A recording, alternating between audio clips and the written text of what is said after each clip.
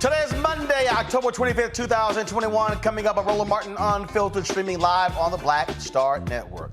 Students at Howard University occupy Blackburn Center. They are demanding massive changes and accountability when it comes to housing and living conditions. The university responds, say they are meeting the needs of the students. We'll hear from both perspectives right here on Roland Martin Unfiltered. It's something we've all thought had happened.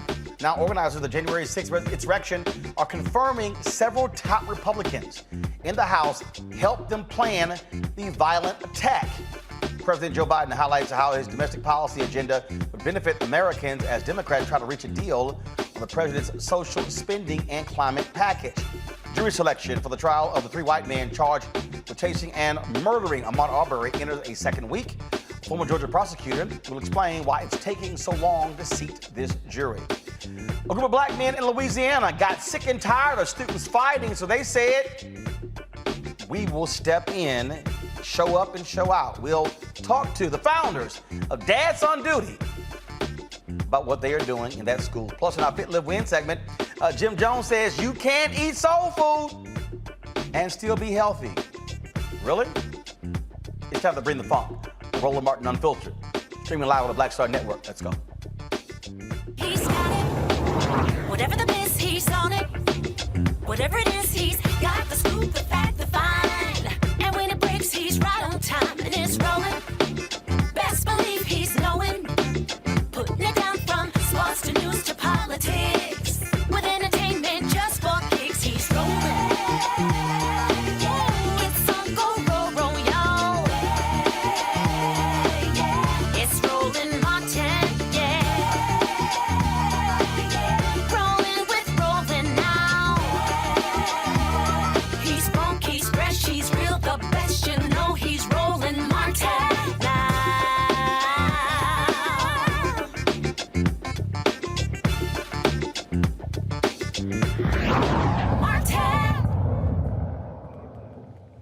For the last 2 weeks, students at Howard University, they have been living in what we can describe as tent city outside of the university's Blackburn Center, demanding changes to the housing conditions at the university. They have made a series of allegations, been posting on social media what they call deplorable living conditions, rat-infested, rodent-infested conditions, clothes being wet, you name it.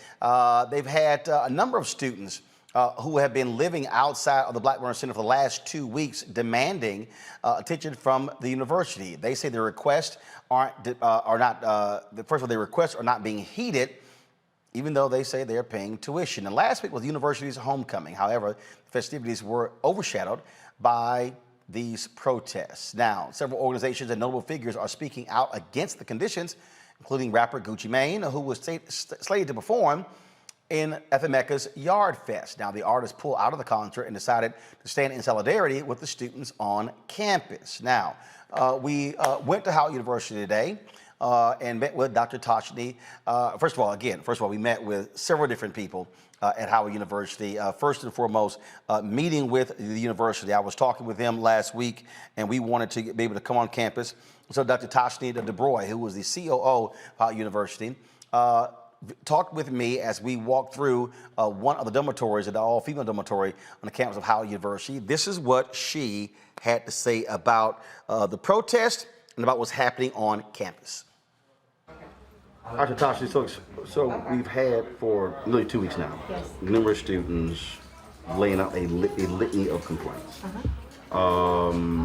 So let's deal with a baseline. First of all, how many dormitories are we talking about across the campus? We have over 2,700 rooms, and we have about 5,500 students that are in our residence hall. So what analysis have you done? Has been an inspection of every single dorm room on campus, and the issues that are being raised? Mold, flooding, rats, roaches. So what has been the analysis of the inspections? So every single residence hall has been inspected, not only by DCRA, but also by our folks on campus. What is DCRA? So that's the district's team that does inspections. Okay. Of our residence halls, etc. All right. So whenever we have an incident, they conduct a spot check on us, and we have to send a report, especially since this or students' concerns have been so well published and publicized, DCRA has been on our campus to do those inspections as well. In particular at the towers, because that's where the flooding occurred, and I can show you where that's the site of the incident occurred. Okay, so we are in, so this dormitory that we're in. This is the quad. This is our primary residence hall for young women on our And how many students are in here? About 1,000, because the quad has about 5 buildings that are part of it. Gotcha. And it's called the Harriet Tubman Quadrangle officially. And so, young lady you were just talking to, Yes. laid out litany of complaints, saying that they've been complaining since August Yes. about the issue. You know, what is the process if a student has an issue with a shower or a room or a mold or anything like that? So when a student has a complaint, because all of our campus housing is outsourced, they actually send it through the campus housing provider's maintenance work order system. In this particular case, Corvius manages our residence halls like the Quad, Towers, Drew, etc. And a student would input a maintenance work order, and then there are stated times for which within which a work order is completed. Okay, so when she laid out, say they've been trying to do this stuff since August, and that was Yes. it being unresponsive, how are you able to track that? How are you able to verify that? So we can look in the system to see when the ticket was submitted.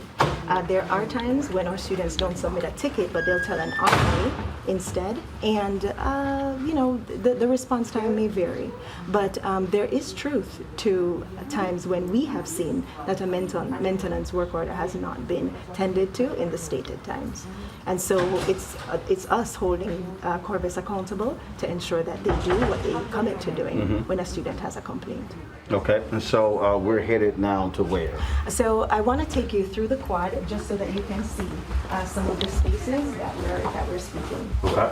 Actually, you want to go up the stairs or you want to take care? Let's head upstairs. Well, it doesn't matter, so we can do this too.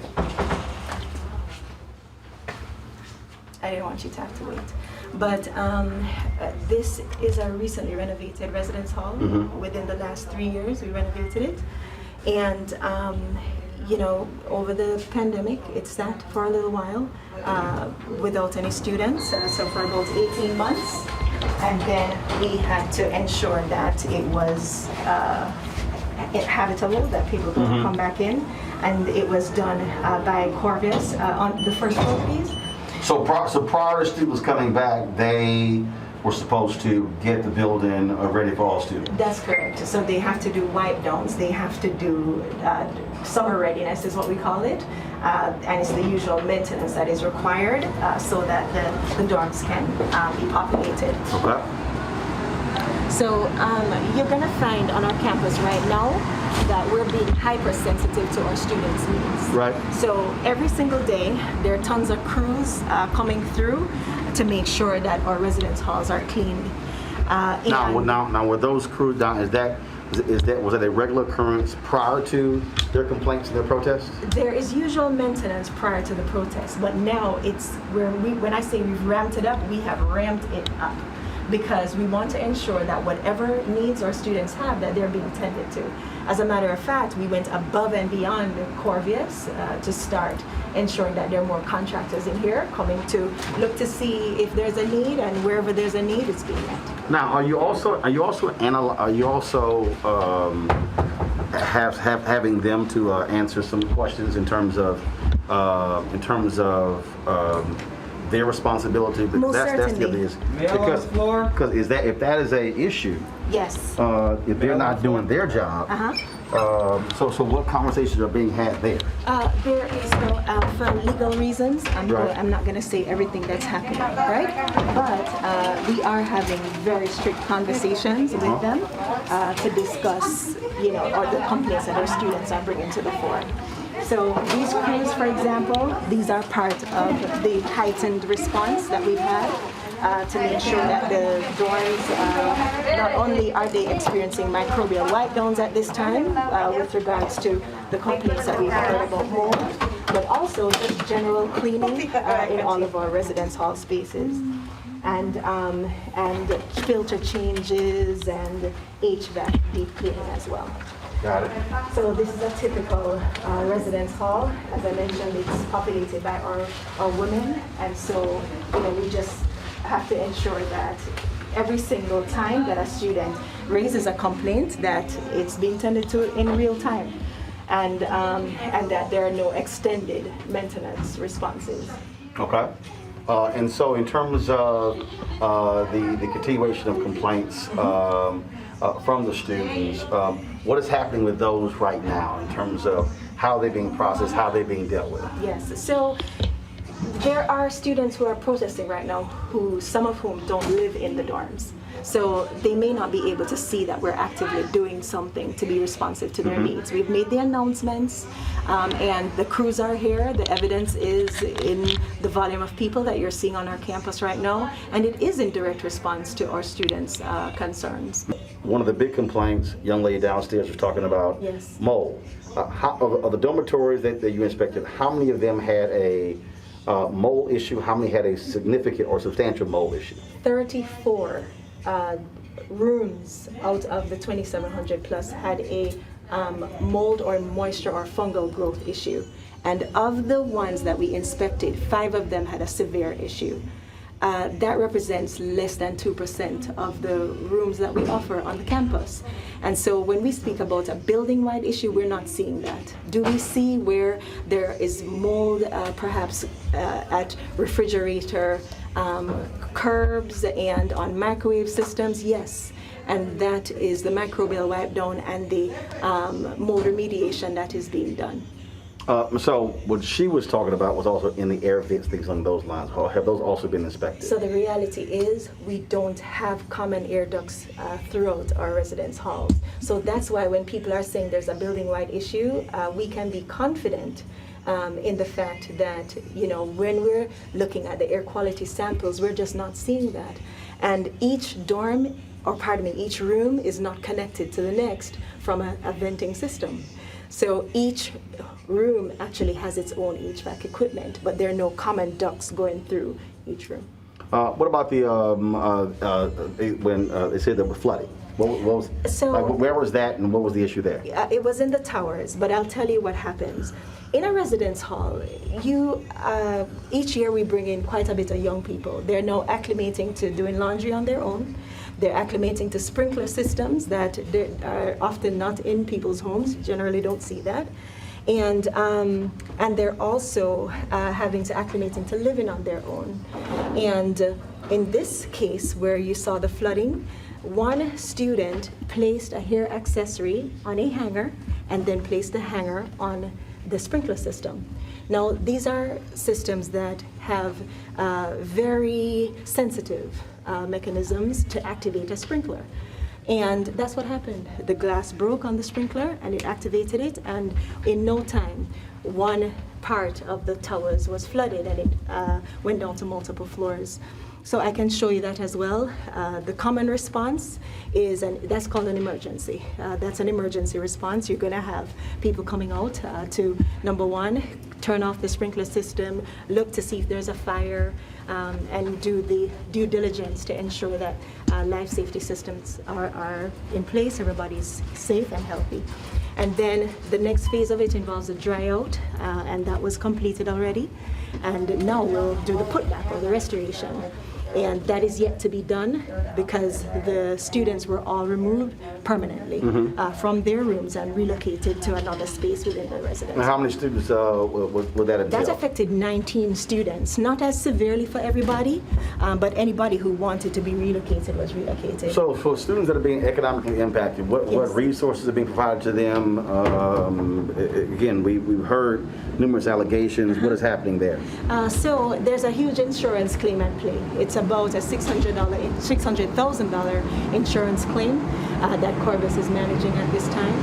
And as part of their system, if there are students that are severely impacted, they usually document what parts of their belongings can no longer be salvaged, and then they are financially compensated. And that's well documented. It wouldn't be the first time that we've had an issue of this kind, and a student has to be financially assisted to do replacement of his or her belongings. There are times when students will have wet clothing, right? And it's a fact with the insurance company to get a reimbursement for wet clothes. If you have wet clothes, the common response that the insurance company usually asks us to do is ensure that it can be washed and dried, and that there's not a problem there. If there are any incidents of mold, remediation can be done on one's clothing as well. But generally, if a student needs to be reimbursed, they can be and will be. And it has been done. So there are our students who are reimbursed are not necessarily going to come on camera and tweet about it, but we have the documentation and they actually sign for it. And that's done through Cordes as well. And tomorrow, I know that they're doing another set of disbursements as well. Okay, all right. So how are you from a communication standpoint? How are you now? What are you communicating to the parent? What are you communicating to the student body? Because again, one of the complaints is that university administrations went silent. Should have been more out front. So what is happening on that front? Because there's a lot of stuff being said on social media, other media reports. How are you dealing with that? Communicating to students and parents. Well, we have been communicating with our students, and one part of that communication not only is through our main communication system, our HUCOM, but also we've been on the ground. I've been here on a nightly basis along with other VPs doing what's called hypercare. We're trying to speak to students personally to find out if there are any needs that have gone unmet.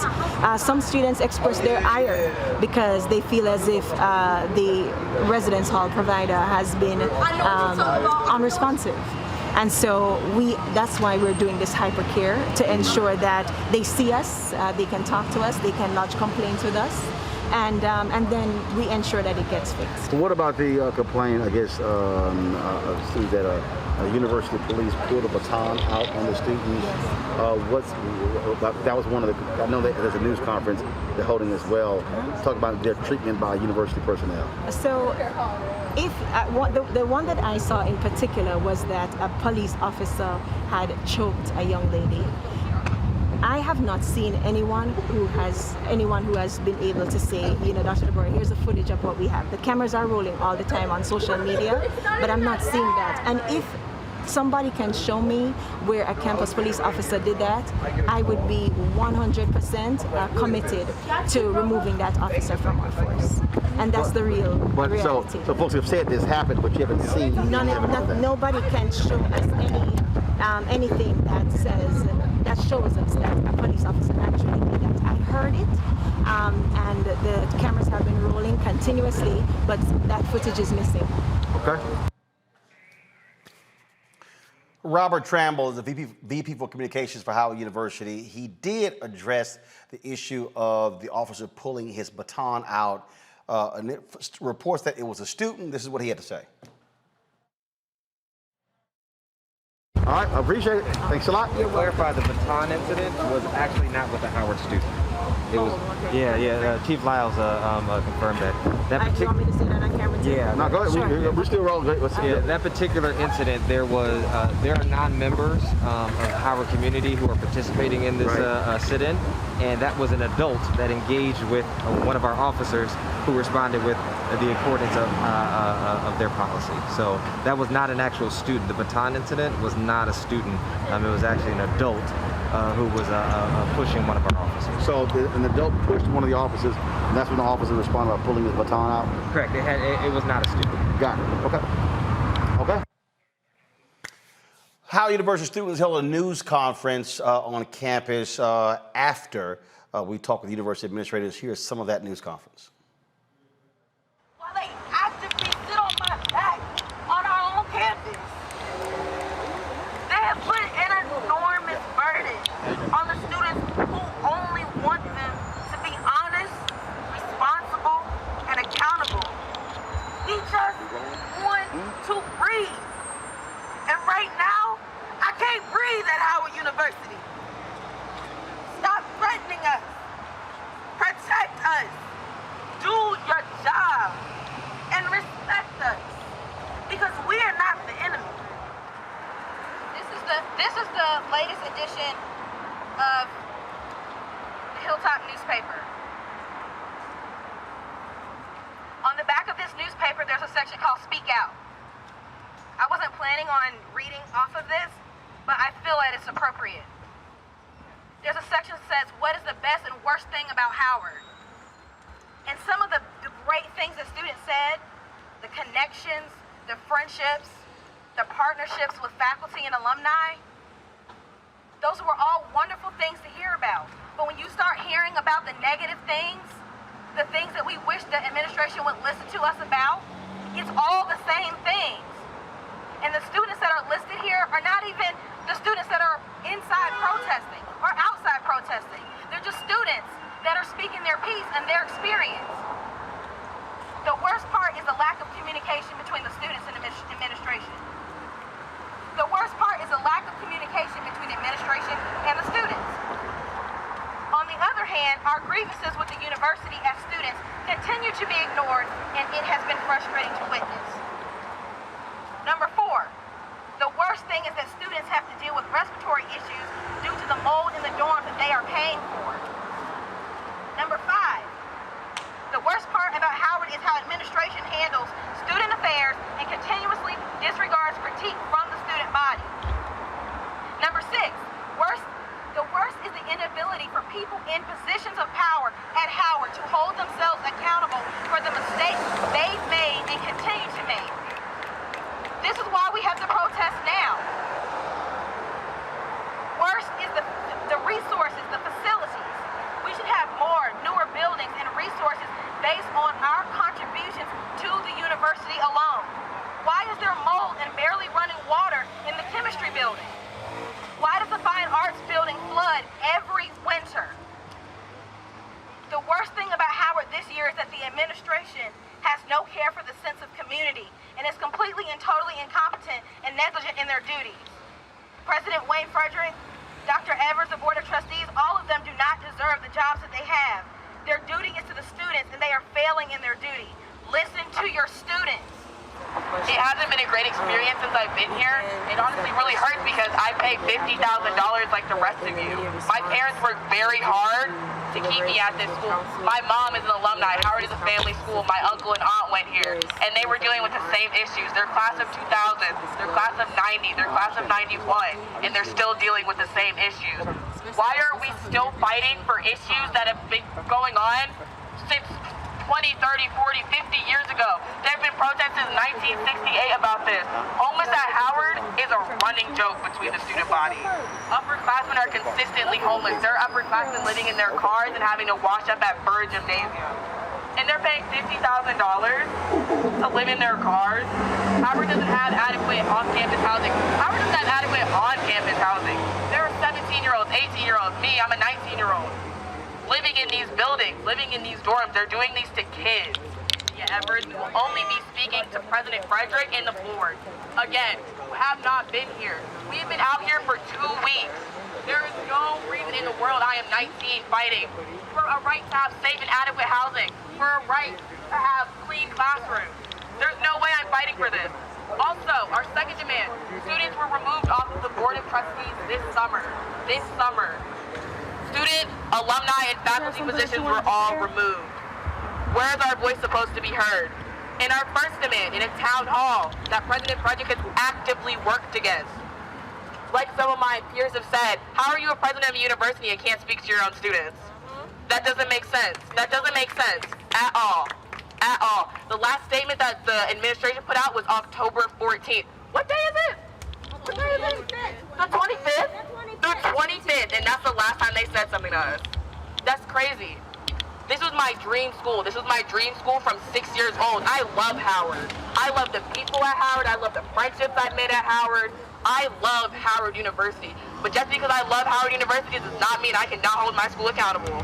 It does not mean I cannot hold my HBCU accountable, because I'm fighting for past generations, I'm fighting for current bison, and I'm also fighting for future bison. I'm fighting for 1826, 1827, 1828. I want my kids to be able to go here, but not right now.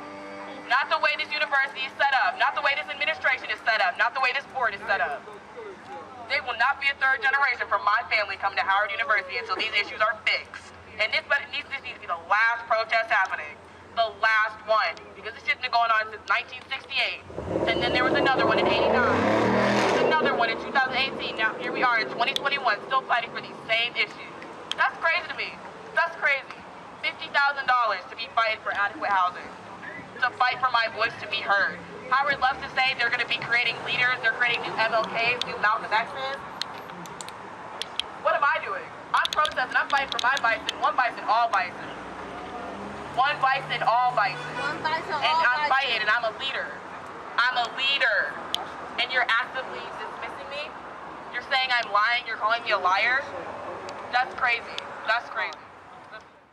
We then visited with the students who are in Blackburn Center, and we actually went inside of the facility. Now, they had a rule that no media was allowed to shoot any video on the inside, but then they said, we're different.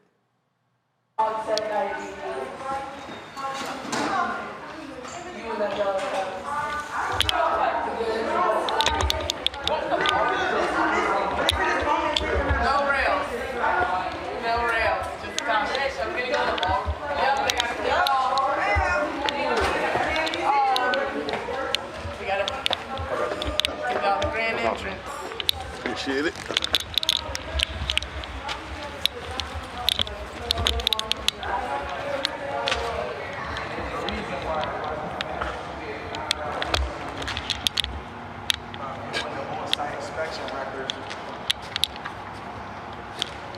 The electrical, basically the electricity of the building is not finished and it's been considered uninhabitable.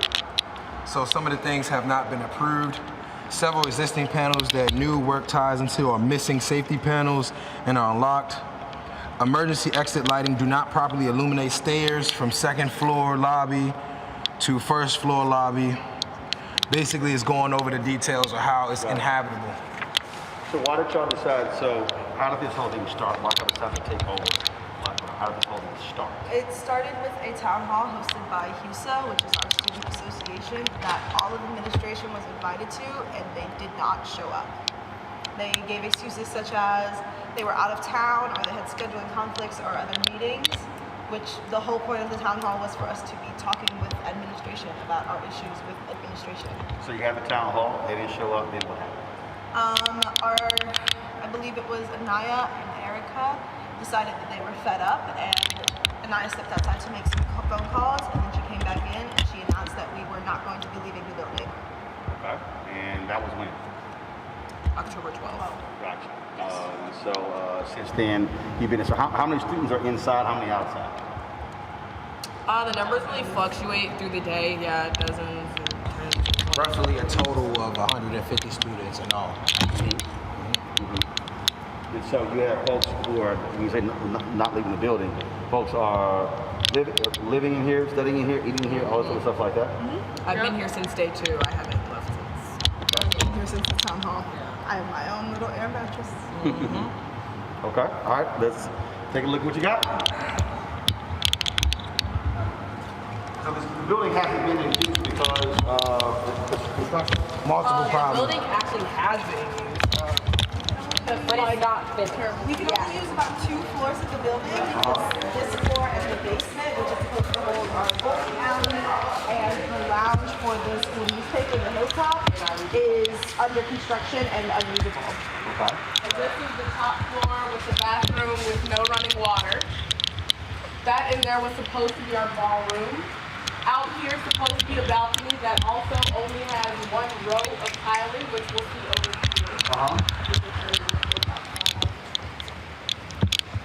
And then when you step out there, you can also see what they're stepping on. Also, You gotta move up, you gotta move up. Table. So it's a little scary.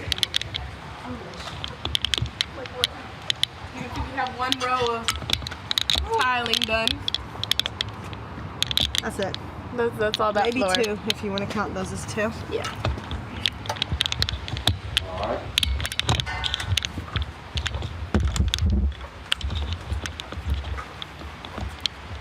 That's it for up here.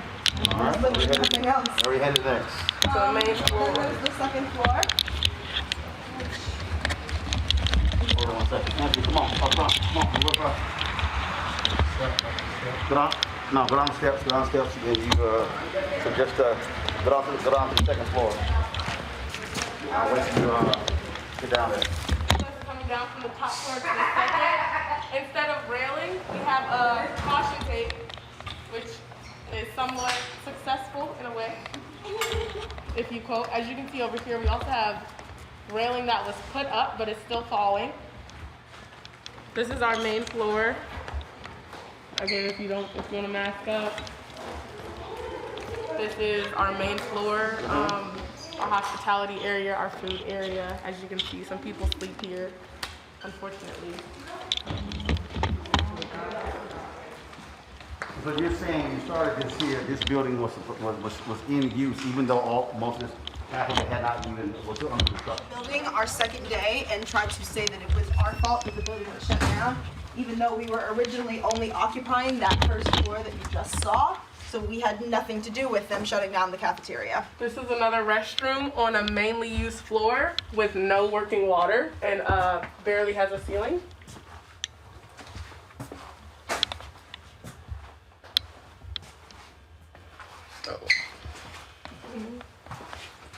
There's a Socratic seminar room back here, which we sometimes use for meetings, but none of us had any clue it was back here because this floor wasn't open until like 3 weeks ago. Yeah. The first time I saw this floor was the day before the protest happened. The first time.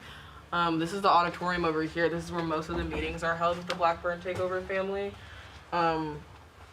We discussed like logistics, strategy. Also didn't know this existed till the day before the protest started. Some people also sleep in this hallway. They also sleep down this hallway down here. They also sleep in the auditorium. They sleep in the Socratic seminar room. Pretty much anywhere you can fit an air mattress. And maybe an outlet. Right next to an outlet. We have one of our microwaves over here. Because we gotta eat. Because they don't want to speak to us, so we can't leave.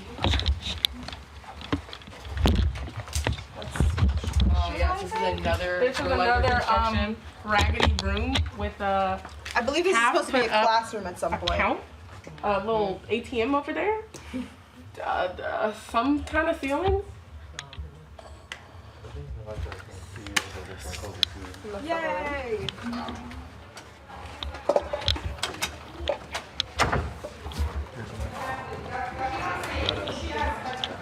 So what, so here's the question. What exactly do you want from the university? What do you want them to do? We want them not only to speak to us first, because in order to speak about our demands, they need to contact us. We've reached out multiple times and they refused. So y'all haven't had a sit down with university leadership? No, they refused to do so. They have sent a spokesperson, the Vice President of Student Affairs, Dr. Cynthia Evers, and all that she does when she comes in here is threaten us with expulsion and attempt to intimidate us by bringing more police who further escalate a peaceful protest.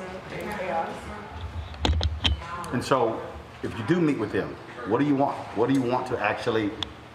What are your demands? What do you exactly want from the university? Well, they're listed outside of the door, but demand number 1 is to have a town hall with President Frederick so students can air their grievances out. Demand number 2 is to have student affiliate trustee positions reinstated back onto the board permanently. We were removed this summer along with faculty and alumni seats. Was an explanation provided by the board as to why those positions were removed? No, the very basic explanation they gave in the press release when they announced that our seats were being removed was to make the board a more fiduciary board and specifically for money. And I don't understand why students couldn't be on that board because I do pay tuition here. I pay $50,000 along with the rest of my peers. There are at least $2 million of tuition dollars in this room right now in this building. And we don't know where that goes. And we don't know where it goes. This institution has a major issue with financial transparency. A lot of our buildings are run down, our dorms are run down. Howard loves to claim that the dorms were renovated. They weren't. Or they were renovated poorly by Corvias, the housing management company right now. Demand number 3 is to have a comprehensive housing plan actually given to us by the university and by administration to have a plan to fix the mold issues, to have a plan to fix the water damage that's going on right now. Now, in talking to COO, for the 2,700 dorms on campus, 34 had mold issue, 5 were serious. When I asked about the flooding issue, I was told that was a result of a student hanging something from a sprinkler. And so when you talk about the mold issue, what have you done in terms of, have you pulled together numbers from other students, been documenting, and so from your perspective, how extensive is the mold issue? I can tell you from the testimony of 2 RAs that they have more than 34 rooms with the 2 floors they manage. Just the 2 floors. Just the 2 floors. That's my RA. Yes. In my building alone, there are 11 floors. Yes. So in one building, on 2 floors with 2 RAs, there are more than 34 cases reported. Yes. They're so- trying to gaslight us. So those, but those particular RAs, have they come forward with documentation showing these are the actual rooms and with the mold issue and how extensive it is? Yes. My RA just sent all of that evidence in our floor group chat this morning. I just looked through all of it. It's absolutely disgusting, actually. So yes, we do actively and are still collecting that evidence. There is a lot because a lot of students live with the mold, the water damage, the rodents, the mushrooms, just things that should not be in a dorm. They actively try and gaslight us with false numbers to minimize their wrongdoings. I do want to speak on the water damage as well. It's not just the sprinkler that fell and caused the flooding, and that caused 7 floors to be stricken with water damage. When it rains, water does come through the window. It leaks through my window. It causes water damage. The only mention I've heard of water damage from an authority figure has been my RA knocking on my door one time, 2 days into this, 2 days when I moved in, 2 days from when I moved in, asking if there was water damage. There's been no other kind of concern given by administration or any higher up. My building manager doesn't care, administration doesn't care, President Frederick clearly doesn't care as he's actively trying to gaslight us from it. I know they've tried to clean rooms and clean mold from rooms so they could do photo ops and so they could do press conferences in them to try to actively minimize this protest and actively minimize our efforts to have clean and safe living conditions. And also, I'm one person and I know 4 people whose rooms were have water damage caused by just Howard, faulty pipes bursting downstairs, upstairs in the walls, causing them to leave. Their items being destroyed. They have to leave this place with nowhere to go without Howard's help. And me personally, I do live on the top floor in my dorm, so I have had water come through my ceiling. That's not a me thing, that's a Howard thing. Give me 1 second. Sorry, guys. Anything else? Well, I think we're gonna So y'all plan on staying? So your deals until you meet with university officials, you're gonna stay? correct. So those demands are met. All right. Cool. Appreciate it. Thank you. All right. Thanks a lot. Thank you. All right. Y'all take care. All right, folks, that's a whole lot to digest. Let's go to our panel. Dr. Ahmaud Arbery, professorial lecturer, School of International Service, American University.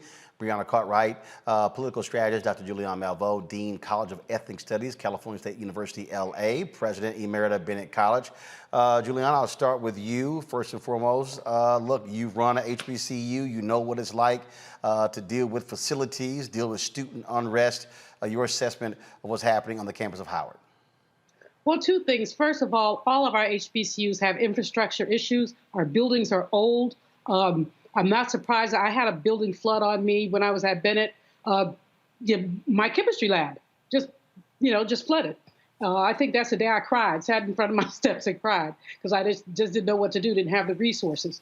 So most of our buildings on most of our campuses are just very old. Students have to understand that. But at the same time, I don't understand why President Frederick will not meet with his students. That's the very minimum that he can do is to meet with his students. Sending Dr. DeBroy, the COO, or the woman who is the VP for Student Affairs, because from the media, she's just not saying anything. These students deserve to be heard. Throwing the students off the trustee board as well is a bad move. This generation wants to be heard. Howard has a lot to do to clean this one up. Congo. It's sad, man. I've been seeing these stories since I was a student in D.C. in the 90s about Howard University and the campus. The students need to be respected, number one. Howard got all of this prestige over the last summer. LaTanya Colts coming, Nicole Hannah-Jones, Felicia Rashad, the Chadwick Boseman building. But all of that is beautiful and important and necessary, but it all comes down to the fundamental respect for the students. And so Howard has a lot of work to do right now to make sure those student voices are being heard, because the world is hearing them right now. But if they don't feel like their leadership at the school is hearing them, the university leadership is going to be in for a very bumpy ride. We need to respect and take care of our babies, man. This is sad. It's not just Howard University, Brianna. This is a story just 7 days ago in Atlanta. Go to my computer, please. Atlanta students protest for better housing and more funding for HBCUs. The Atlanta Journal-Constitution. Students from Morehouse, from Clark, Atlanta, and joined together for this particular protest again. So what you're seeing is students look at what happened on one campus and say, you know what, let's raise our voices on the other. Absolutely, Roland. As it's previously been stated, our HBCUs are subjected to disparate conditions, and they deserve better. And Howard is one of the better known ones, and so this is very sad. As you see also in Atlanta, this is just not isolated to one HBCU. It's not isolated to Howard. It's not even isolated region-wise. Turning to Virginia, I know we've previously talked about the governor's race there, and honestly, there hasn't ever been anything. They never lifted a finger for the state of Virginia Union Hampton, Virginia University of Lynchburg, and so I mean, there's no way that there can be a governor's race.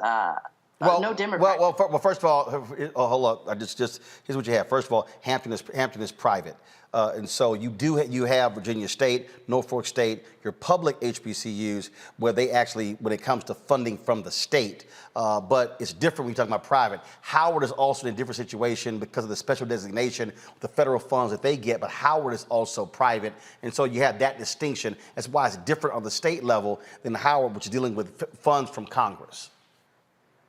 Right. However, there was a request in the special session of the General Assembly to allocate $50 million to Virginia HBCUs under the American Rescue Plan Act, and there was a deliberate denial.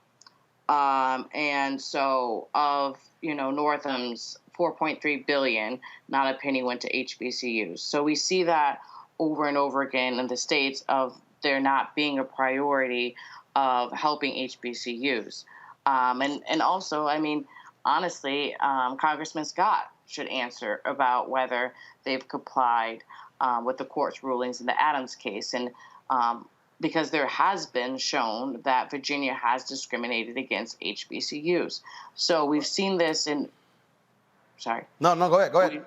Yeah, we've seen this in many different states, and I think that it needs to be focused on from also a political standpoint because, no Democrat is going to be able to win the state of Virginia without the support of Black people. Well, here's the deal. What's happening at Howard University, it's a combination of things, first and foremost. So first, what Howard University should be doing is being far more aggressive with their messaging, talking to those particular students, faculty, staff, parents as well. You heard Tashti DeBroy talked about how they're bringing in the various teams, that the people who are managing the housing is an outside entity. They should be examining them, making demands of them as well. They're bringing in additional crews. And so that's one of the things that they must do. I agree. They all should be sitting down with the students going over these various things. Also, when you come to an understanding of what the actual information is, okay? Because again, students are saying one thing, administration is saying another. And so you have this social media war that's going on. At the end of the day, you want to resolve the issues. And so it's going to continue. We're going to keep covering this story. Hopefully, the two sides will indeed sit down and have a conversation because the reality is this is not in the best interest of Howard University or the student body. You want a wholesome campus. You want students focused on learning and not focused on whether or not there are issues with their rooms, with water seeping in, or other sort of issues. And so I do hope that actually happens. And so, and I also think it would be very wise for President Wayne Frederick to actually hold a campus-wide town hall to actually discuss these things. But you also have student leaders there as well. And so one of the issues that that the student protesters are going to have to deal with is what is their relationship with the Student Government Association that's also dealing with this. And so, again, you have all of these different factions that are going on. At the end of the day, it's about solving the problem. I got to go to break. We come back. We're going to talk to some brothers in Louisiana talking about solving the problem. They got sick and tired of some kids fighting. So a 40 black man said, we're going to show the hell up and see if y'all want to act a fool while we walk in these halls. Reminds me of my own daddy. We'll talk about these brothers out of Louisiana. Next on Roland Martin Unfiltered, right here on the Black Star Network.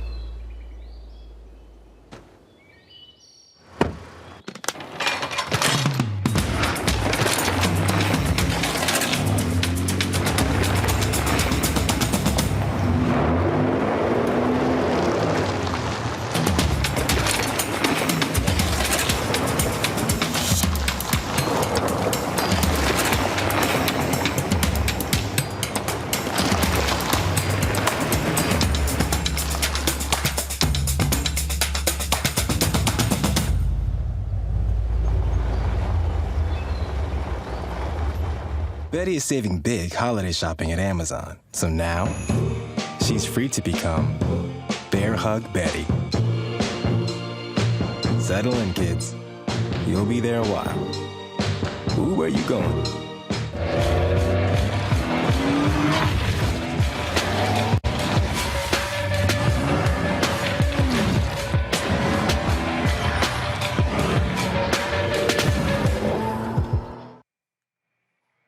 They're called Dads on Duty, a group of 40 black men helping to create a safe learning environment for students at Southwood High School in Shreveport, Louisiana.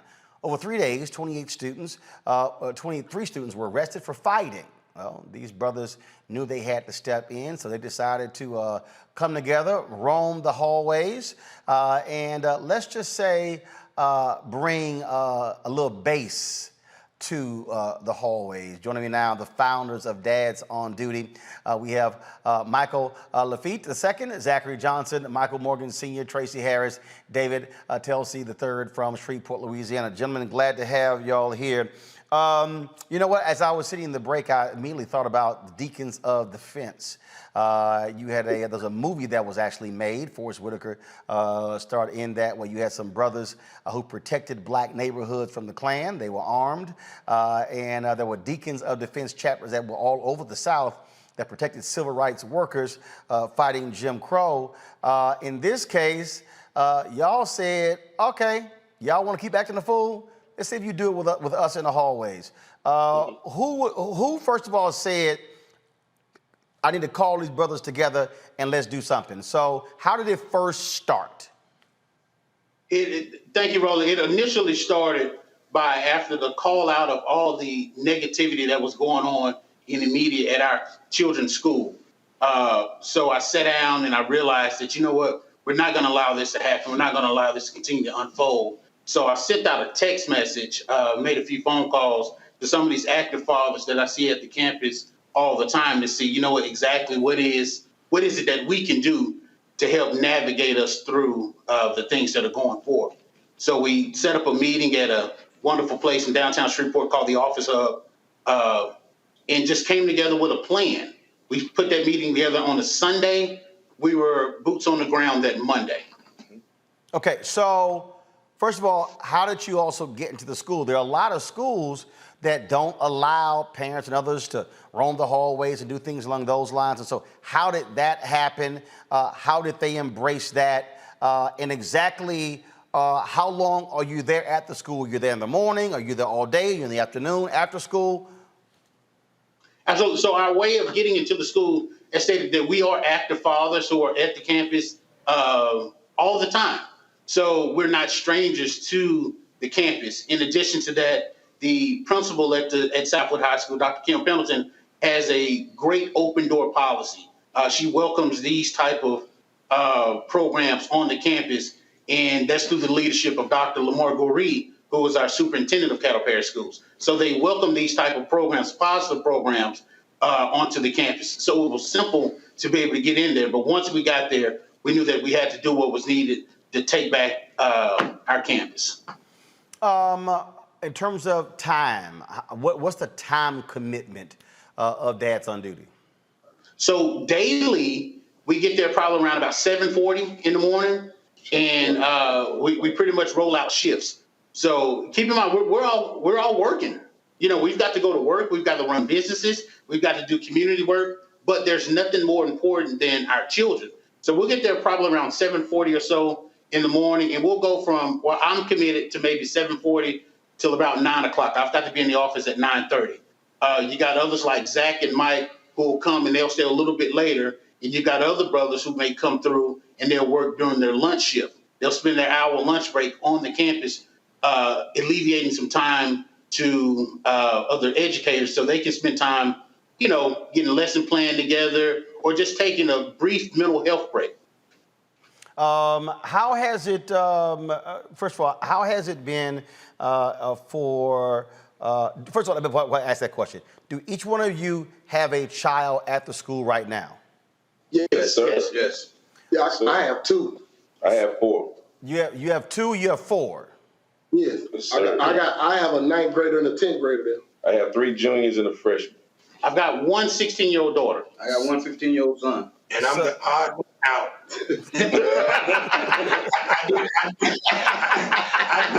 I do the grassroots advocacy, so I work with them. So what were your kids' reactions to all of a sudden seeing Daddy in the hallway? You know, it was crazy. I think it was typical to where I think the first time they saw us, they was like, okay, what are you doing here? And then you get to a point to where you're coming one way and your kid goes another way because they do not want to see you. Now it's to the point to where we're used to it. They're used to it, and everybody's kid is coming up to you, giving you a dap, shaking your hand. Do you know my mom? Do you know my dad? Absolutely. So it's positively embraced now. I think one of the other fathers want to say something. Go ahead.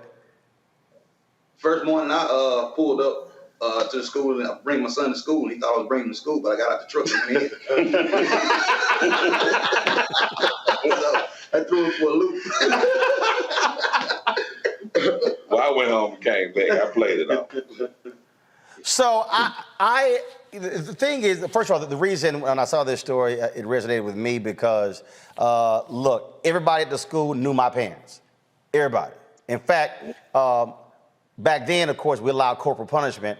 My parents, my parents would I couldn't bring it home. They would like, yo, where's the sheet? So they demanded the sheet and signed it. They were like, yeah, absolutely, we're gonna allow that. And my dad was sort of the same way. He stopped many fights, followed kids home, checked mamas and daddies. I used to be in the car like, this Negro is crazy.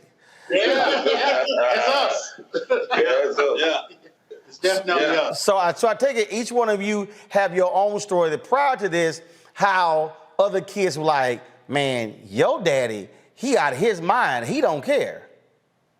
You know, the thing about it is we operate in individual silos, but we're trying to accomplish the same mission. So to find brothers who are in tune with the same exact mission because we serve the same cause and purpose, I mean, what can stop us? You know, to see a unified front of men, although you see this front of black men, we have some other brothers of other colors that are involved. But to just see men on the forefront, to take back our school, to take back our community, what more can you say? What can you say that's negative? Craig, I want to bring you up in here. What has been, first of all, when you talk about this fighting that was going on, all of a sudden they now see and feel your presence, and my understanding, all the fighting has ceased? at this stage of the ball game, yes. But that's a combination of what Dad's on duty is doing with the current security there, the relationship with the administration, with Dr. Pendleton, with the Sheriff's Department that patrols. So it's a combination of it. When you have a situation, and let me explain my role in this, because Mike, Zach, all of these guys, like they said, they're the fathers. This is 26 years for me doing grassroots advocacy. So I advocate for all children anyway. And so Mike and I work together with the NAACP. So we were talking about the situation. So now I come and assist, and I'm also their consultant, but it's just beautiful to see the fathers step up. So it's also encouraging for people who don't have children, alumni of the institution, grandfathers, uncles, get involved in the situation so that now you can help to rectify some of these negatives and turn them into positives. David, here's what's interesting. When I ran the Chicago Defender, politicians would come in, they would seek our endorsement. I would always ask them the same question. I said, how are you challenging parents? They would say, well, what do you mean? I said, when you go to these town hall meetings and you got a parent who's jamming you up, I said, is your response to the parents, well, do you belong to the PTA? What is your involvement? And they would go, no, I don't do that. I said, well, why not? Because for me, and again, look, my parents had 5 kids, okay? And they were always at the school. Now look, I got parents, neither one went to college, no one has a college degree. My parents never made combined more than $50,000, but they were very active in our education, and they made it clear that if something happened, we gonna deal with it on the spot there. Has this also led other parents to realize, you know what? I need to step my game up and get more involved? Of course, a lot. I mean, you got guys all over the world just say, hey, well, I might get up and go check on my kids. I mean, it's a trend. I mean, it's just something simple. All we want to do is just check on our kids and everyone else's kids. And you spoke on the Deacons for Defense when you say love. Only thing we took to the school, we didn't have weapons. We took love. That was the key ingredient. Fatherly love sometimes helps the generation along, you know. That's why I was interested in our idea. That's why I got in it. There's love, but there's also that, now you know I whoop your ass if need to. That's right. You gotta have the right approach. Yeah. Oh, that look. So all y'all got your own look? I mean, because we don't have a teacher's look. We have a home presence at school. It's a dad's look. Like, hey, a teacher look at dad's let's keep it moving. Mm-hmm. Yeah. I mean, because we joke around with them, we make them feel safe, but at the same time, we match their energy. Right. That's the biggest thing about it. Well, that's what I'm saying. So, and I've seen some video. Y'all joke with him, but it's sort of like, again, my daddy. We would joke with my daddy. Then there was a certain point when it was like, okay, we gonna go play with mama because he's like, okay, I'm done joking with y'all ass. Y'all go on. You got the look right now. He's like, yeah. The biggest thing is, it's branded as dad's on duty, but the approach is more or less the cool uncle. Everybody's got that cool uncle who's stern, who's firm, who you want to hang out with and you want to get great advice from. But he'll wheel you back in and he'll be able to give you those life nuggets. And that's our approach. There are a lot of children, not only at our campus, but throughout campuses and schools throughout the world that don't have a strong male presence in the home or in their life. We want to be that. We want to be that unicorn. We want to be that utopia that kids can see that, hey, there are men in the community that work every day. We ain't no superstars, no this, that, and other. We're just normal, hardworking dads who have a love for our children in our community. I'm gonna go to the panelists. Each one is gonna get a question to ask y'all. But it's so interesting as you would say that. Look, I don't have any biological children. My wife and I, we've raised 6 of my nieces, and when you talk about that presence, I remember one of my nieces was in school. For some reason, she was not doing her homework.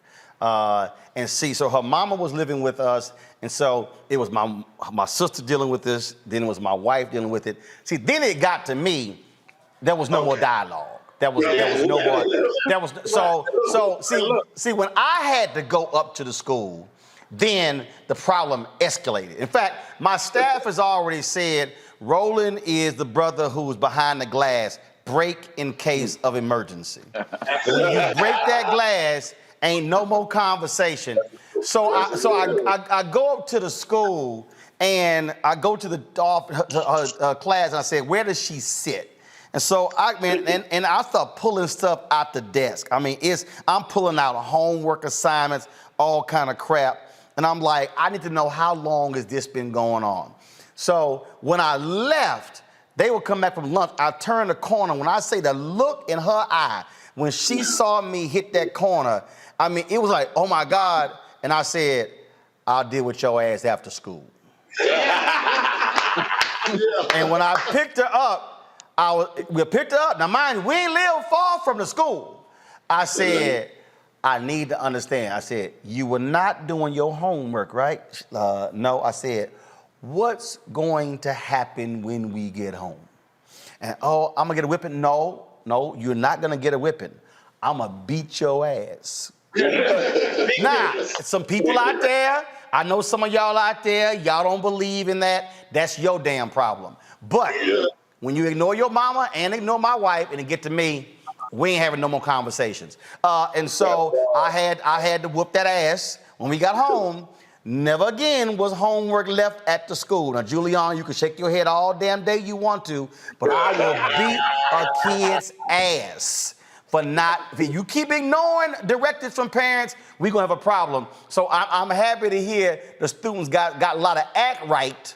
Now that y'all roaming them halls. Let me see here. Oma Congo, you a brother. Brother's gonna get the first question. Well, first of all, I appreciate it. And in my book, you all are stars. I've been following this story all day, and it's just really amazing. So the question that I have is, we've talked a lot about the influence you have on the students, but one question I have is, what influence are you having on the teachers? Are the teachers treating the students a little differently now? Are they less likely to maybe kick them out of class, reprimand them? Are they responding to you all in a different way that's having a positive impact on the students as well? So what the teachers have done is, there's a great group of teachers that are there. They're young, they're understanding, and they have the utmost respect for not only us, but to the students as well. So there's really not a whole lot of disciplinary issues such as that. And I know you said, Mike, that seems very oxymoronic that you say there's no disciplinary issues on that campus when there were several fights that came, which brought us to this point. But the few instances that I've seen since we've been there, as we patrol the halls, you may see a student that's outside, and it may be for something simple. Kid may have on a do-rag, or they may have on a hat in class. It's something very, very minute. Something that, hey, the teacher may be a little frustrated because they've told John Doe to take the hat off 5 or 6 times, and now he's to the point to where he wants to be a little disruptive, and you ask John Doe to step outside the class. Boom, we hit the corner, we see John, what's going on? John, what is going on? Why is his hat on your head? Well, hey, Mr. Mike, man, my haircut's messed up. I tried to give myself an edge and I messed up. So it's just a matter of talking to the kids and finding out exactly what the issue may be. So, we're dealing with teenage boys. What do you do if his edge is messed up? You roast him a little bit. He roasts you back. He takes the hat off and he gets back into some instruction. And that's all we want to do is get the kids back into a positive learning environment.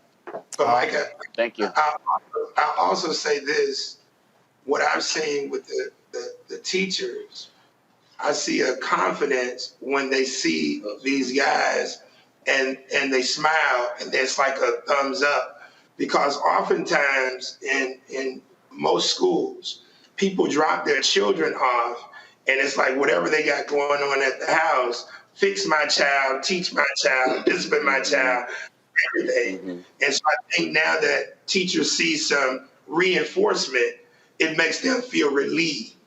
That's what I've seen more than anything. And we don't just walk around. We actually stick our heads in the doors of the classrooms. Hello, how's everyone doing today?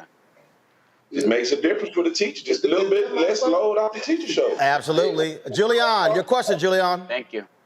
There's been a lot of research about teacher shortages of substitutes, essentially fraying infrastructure of our schools. Are you all experiencing or noticing that? And what would you tell someone who wanted to be a teacher but is sort of intimidated or frightened by the current climate in education? You know, I would tell anyone that one of the greatest things in life, other than having great parents and great structure, is having great teaching. You know, we do need strong teachers. We do need well-qualified teachers. But most importantly, we need to see more teachers who look like us in the classrooms. So I would definitely encourage those to go into the educational field and to not only learn it, master it, but to give back. And you can give back by becoming a teacher. We do know that sometimes being an educator appears to be a thankless job, but those who have that mentality that education is a thankless job, that's why you have men such as us who stand before. Yep. Brianna, your question. Yes, thank you so much for doing this. Just like Roland, my dad was one of the people who would show up in the hallways if there was any issues. I remember in high school that someone asked if he had a job because he was literally always there. So I really appreciate this. And, you know, it's really one of the best ways to create a positive learning environment for every student and having this be the solution. So kudos in the school for allowing you to create this community built on a parent-teacher relationship. My question is, what actions did you first have to take to establish dad on duties with the administration? Was it instant where you said, okay, there's a problem, and they called you and they said, well, be here? Or what was those beginning steps for the solution? That's a great question. So the first thing that we had to do, of course, is get permission from the principal as well as through the district. After doing so, we set our own protocol and parameters to make sure that everybody who goes up there has the best interests of our children. Right. And some of those protocols that we set in place were being background checked, criminal background checked, and fingerprinted. We don't want any of those type of things to come about. There are some folks that want to do great things within the community, but things may have happened to where we don't want to mess up the branding and we don't mess up the great work that we're doing. So those are some parameters that we personally set in place. All right, then. Lanny, come here. So that is the thing. Look, what y'all are doing, I think, is most important. And again, I'm glad to see the attention that you're getting. I wanted to make sure that we had y'all on the show. Come here. So, come here.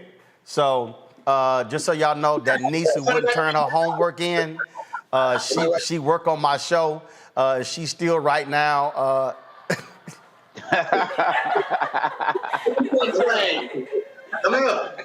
Just know she's still not doing her damn homework, and now she's grown. And like my daddy told me, don't matter how old you get, I still beat your ass. Okay, now go back to work. Go on back to work. Go on back to work. Your mama don't pay you, I do. All right. Gentlemen, I appreciate it. Thanks a bunch. Y'all keep holding it down, and hopefully we look forward to seeing more chapters of Dads on Duty all across the country. Absolutely. Thank you, Roland. Thank you for having us. All right, y'all take care. All right, y'all, real quick break. We come back. We're going to talk about the Ahmaud Arbery case. Why is jury selection taking so long? We'll break it down next with the former prosecutor right here, Roland Martin Unfiltered, on the Black Star Network. Oh, that spin class was brutal. Well, you can try using the Buick's massaging seat. Ooh, yeah, that's nice. Can I use Apple CarPlay to put some music on? Sure, it's wireless. Pick something we all like. Okay, hold on. What's your Buick's Wi-Fi password? Buick Envision 2021. Oh, you should pick something stronger. That's really predictable. That's a really tight spot. Don't worry, I used to hate parallel parking. Me too. Hey. Really outdid yourself. Yes, we did. The all-new Buick Envision, an SUV built around you. All of you. Once upon a time, there lived a princess with really long hair who was waiting for a prince to come save her. But really, Who has time for that? Let's go. Feeling myself. I'm feeling She ordered herself a ladder with Prime one-day delivery, and she was out of there. I want some hood girls looking back at it, and a good girl in my tax bracket. Now, her hairdressing empire is killing it. And the prince? Well, who cares? Prime changes everything. But I'm back at it, and I'm feeling myself. All right, folks, we've been covering, of course, the Ahmaud Arbery case since he was chased down, shot, and killed, of course. You remember, it was really the public pressure that led to the case being expanded and then led to the 3 white men who were accused of chasing him down to be arrested and indicted. Well, now they're going through jury selection in Georgia to seat this particular jury. Now, a lot of people are not familiar with this process, how long these things take, and so these things are happening. And so now they're entering the second week of jury selection in this case. Now, again, the question: can there be an impartial jury that is seated? Joining us now is former DeKalb County DA Robert James, who's been following the case. Robert, glad to have you here. First of all, how long did you serve as DA? I was the elected DA for 6 years. I was a prosecutor in all for about 18 years. So walk folks through this, because look, if you're the defense, you want to make sure that you get it right, that you have the right folks on the jury. But you're the prosecution, you want to take your time as well and not rush the process. Well, you know, it's important to get a fair and impartial jury. I don't care how good of a lawyer you are. I mean, we can, bring the fame and esteemed and legendary Johnny Cochran back if that were possible. And it wouldn't matter if you don't have a jury that's going to listen to the evidence and judge it impartially. And one of the biggest problems in this case is that everybody's heard about it. Everybody's formed an opinion. And, it's one of the hottest topics, if not the hottest topic in not just America, but the world over the last 2 years. And so it's controversial. People are impassioned when they talk about the issue of race and policing and criminalization and over-criminalization and things of that nature. So it's going to be difficult to find people that can set that aside and say, I can be impartial. As they're walking through this, first of all, we heard this weird thing the other day where they uploaded some evidence on a website. But that I don't understand how in the hell that happens. How some suppressed evidence can be made available on a public portion of the website that impacts jury selection. Yeah, I've never seen it, right? Typically in cases like this, and I've been involved in high-profile cases before, even national cases, prosecutors, defense lawyers, court personnel, they're typically extra careful in a case like this because there's already a high level of scrutiny because the entire world is watching. And then there's already the issue of bias that you're dealing with prospective jurors. People, and God forbid, someone, that's going to serve as the juror in this case potentially see something that's suppressed that they should not see. Are we naive enough to believe that that's not going to affect their opinion, right? So how long do you see jury selection going before this trial actually starts? Well, that's an open question, and I don't think anybody, has the magic ball here or the magic answer. It could take weeks.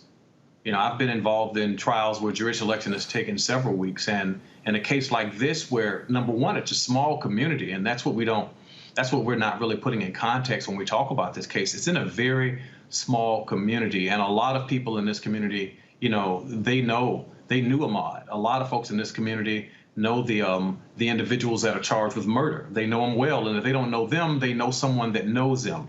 And then the next level is that you've got some pretty serious and significant racial bias going along. You have people that come to the table and they already have these issues. When you're asking them to be fair and impartial, are they even capable?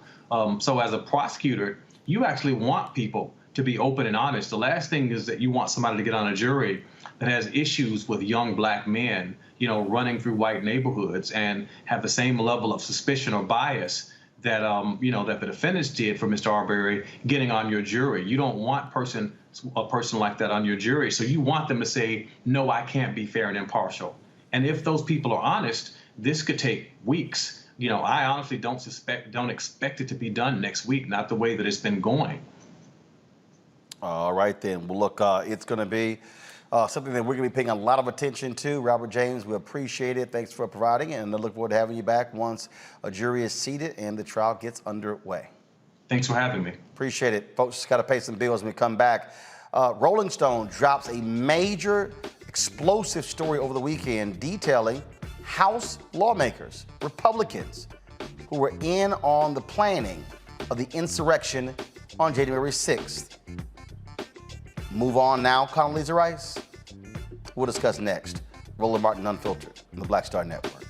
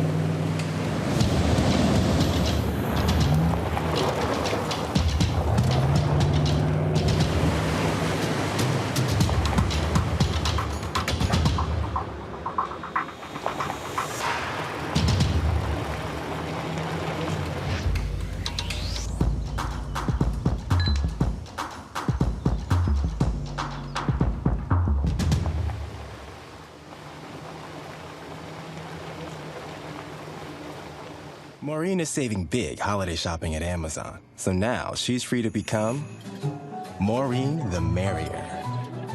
Food is her love language, and she really loves her grandson. Like, really loves. Well, I think it's really politically expedient for Mitch McConnell to say let's move on, especially when the former twice impeached disgraced president enjoys attacking Mitch McConnell. But the problem is that past will become prologue if we don't find out exactly what happened January 6th. And we will. So it's not time right now. We will find out. We must find out before moving on. We will find out. But I'm going to tell you, I live in California, not Washington, D.C. Mm-hmm. And the American people do have other concerns that we ought to be thinking about and talking about. Respectfully, and Madam Secretary, I think let me finish, Sunny, because. Well, I think it's really politically. So that was Condoleezza Rice last week on The View saying, you know what, it's time for us to move on. Rolling Stone dropped this on the weekend. Several January 6 organizers say they met with several House Republican lawmakers leading up to the events of the deadly insurrection. An exclusive report with Rolling Stone, the organizers identified the members of Congress who allegedly took part in these conversations or were represented by senior staffers. Congresswoman Marjorie Taylor Greene of Georgia, Paul Gosar of Arizona, Lauren Boebert of Colorado, Madison Cawthorn of North Carolina, Andy Biggs of Arizona, Louis Gohmert of Texas. The sources claim that Representative Gosar promised pardons for the organizers on several occasions. Democratic lawmakers chimed in on the report and are calling for the expulsion of any congressional member involved in the events. This is what Congresswoman Alexandria Ocasio-Cortez tweeted. Any member of Congress who helped plot a terrorist attack on our nation's capital must be expelled. This was a terror attack. 138 injured, almost 10 dead. Those responsible remain a danger to our democracy, our country, and human life in the vicinity of our capital and beyond. You know what, Omakongo? The Republicans fought real hard not to have this committee established.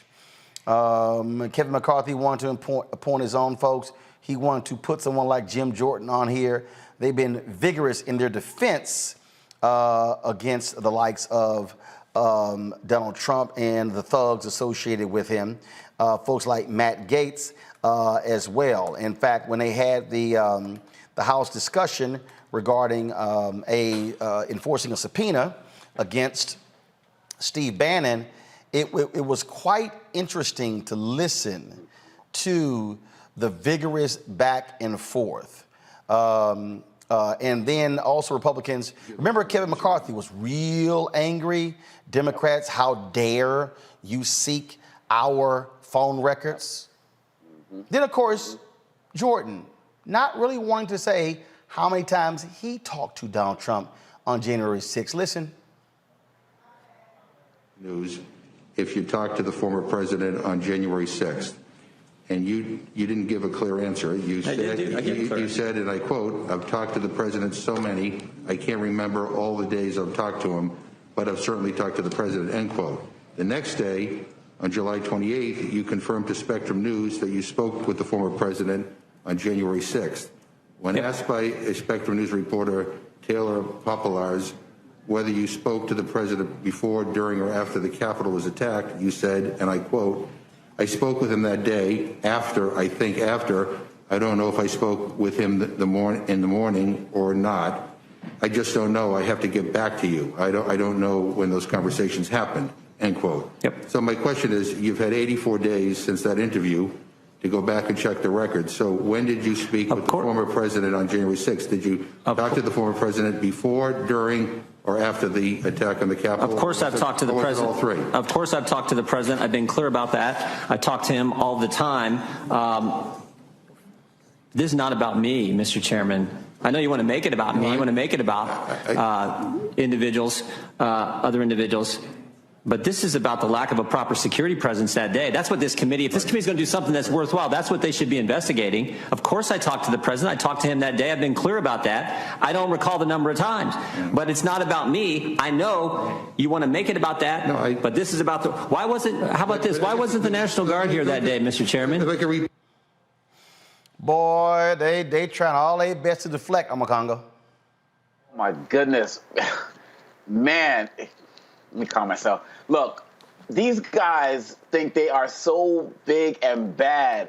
And I'm just thinking, if the Rolling Stones was able to get this information, imagine what Congressman Benny Thompson and the January 6th committee have in terms of the treasure trove of information that they have and they are still getting about the corruption of these guys. Ocasio-Cortez is exactly correct. These guys need to be expelled, prosecuted, whatever needs to happen to them. They are traitors to this country. The biggest concern I have right now, and don't forget, Kevin McCarthy also threatened to go after the telecommunications companies if they get into power in the midterms for giving up these records. The main concern I have right now, really is Roland Martin, is Merrick Garland and how slow the Justice Department seems to be moving. Now, I know they can't have press conferences and give the public updates every single minute, but sometimes I just feel like Merrick Garland is acting more like a judge than a prosecutor. To be, 9-10 months after the insurrection or whatever time we are right now, and there hasn't been major heads to roll metaphorically, it's really problematic. And people like Steve Bannon and these others, they really believe that they can just run out the clock. And while the Justice Department needs to be going after these guys who are in there walking around with the Confederate flags and all of that, they need to go after these ringleaders, and they need to go after them hard, and they need to go after them right now, because there's no other word to describe these guys than traitors. That is what they did, and right now they're sitting walking around like everything is all cool, and they need to have the hammer dropped on them. Brianna, to that particular point there, I mean, he's right. You trying to convince me it takes 10 months for a real arrest? They're still sitting here asking the public, hey, do you know who's in this photo right here? And it's sort of like it's timid in terms of really holding these folks accountable. Let's be real clear. The actions of the committee are completely different than a criminal investigation. The committee does not have to wait or take the precedent over the criminal investigation. Yeah, I mean, just as you said, from just going from Condi, right? They know it's a lie. They know the attack was abhorrent, but they won't say anything because donations are flying in. They're getting booked on Fox News, and they're staying in Donald Trump's good graces. It's disgusting, but you know, it's obvious that they won't drop the big lie or denounce the attack on the U.S. Capitol. We've seen the deaths. We've seen the issue. So, I mean, the fact that they're taking this slow is and it's ridiculous. But it's also more terrifying that there's literally insurrectionists that are running for Congress. So we know that we have current member of Congress that has been, one of the ringleaders in Trump's attempt to overturn election, and we're still at the same point. And we never thought the danger would be coming from inside the House, but we're here. And so, I mean, it's something that needs to be addressed ASAP, especially as we're going into the midterms. Julian, listen to this little pissant Matt Gaetz out of Florida. To people who had not requested them, that Donald Trump would be sitting behind the Resolute desk. Okay, but you don't think that there is, legally speaking, I know you're a lawyer because you went to the great law school, William & Mary.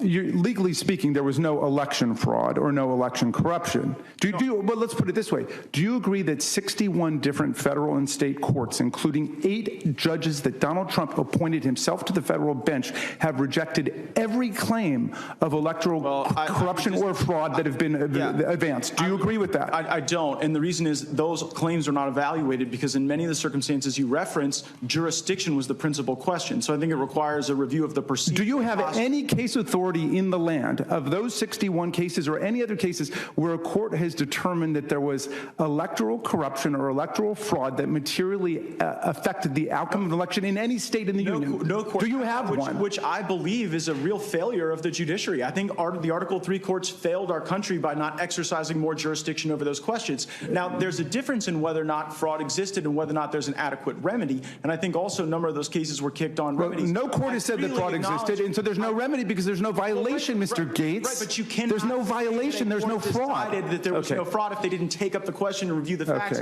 on jurisdiction or remedy. You know what? That might work on Steve Bannon's podcast, but that's not going to work in the Rules Committee of the United States House of Representatives. I'm sorry, Mr. Gaetz, forgive me. Woo. Woo. Julian?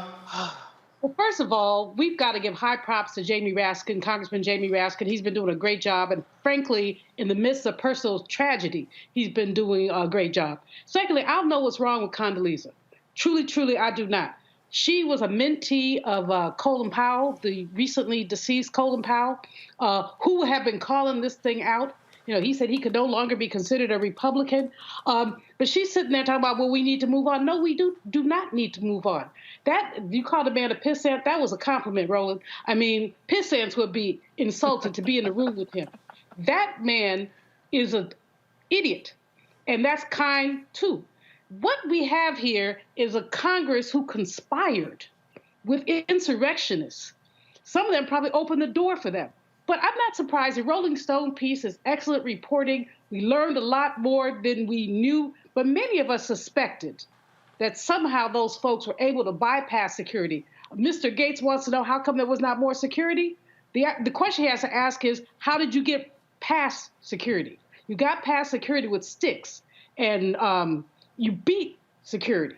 That's how you got past security. And so hopefully, at some level, we're going to have the opportunity, and good for what they're doing, but to have the opportunity to have this all laid out. But as it's all laid out, what's next? Because these folks, they have been emboldened, and there have been no consequences. And there have been no consequences to the members of Congress who conspired. And there have to be consequences. Roland, you're absolutely right about Merrick Garland. He is moving like a judge. He's trying to be deliberate. But there is no deliberation when you see that stuff that we just showed on screen. There is no deliberation when you have people who essentially killed, someone, 2 suicides, injuries. This is absurd, but it's absurd with congressional concurrence. And that's the part that is so disgusting. I mean, I'm going to play a little bit more of what Condoleezza Rice had to say, because the problem is this here. When someone like her goes on The View, they are in essence putting their credibility up as collateral to be able to say, I'm speaking as a calm, sensible person. So just Listen to this nonsense. First of all, let me be very clear. I said at the time, January 6th was wrong. I called it an assault on law and order and an assault on our democratic processes. So full stop, it was wrong. Law enforcement will determine what happened there, and those who violated the law ought to be punished. I also, on January 6th, for the first time since I was the National Security Advisor on September 11th, I cried that day, right? Because I thought, I study countries that do this. Yes. I didn't think it would happen in my own country, so it was a terrible moment. I will say that that night, when they filed back into the Capitol after it was secured, and they certified that election, I had new faith in our institutions and the people who were protecting them. So we came through that as a country that ultimately upheld the law. Now, I think what Senator McConnell may be referencing is, yes, it's time to move on in a lot of ways. Yeah. I'm one who believes that the American people are now concerned about their what we call kitchen table issues, the price of gasoline, inflation, what's happening to their kids in school. I think we're going to talk a little bit more about that. I will say that as somebody who was a national security expert, maybe didn't see in quite the same way the rise of China in ways that we're seeing it now. And so we do have a lot of issues. And I hope that what we will do is move on to the next generation of leadership. Because even people like me, I was in Washington a total of 10 years, 2 years with George H.W. Bush, 8 years with George W. Bush. I shouldn't go back. We ought to move on to the next generation, move ahead and deal with the American people's issues. So you wouldn't go back if they asked you? I have no desire to go back to Washington, D.C.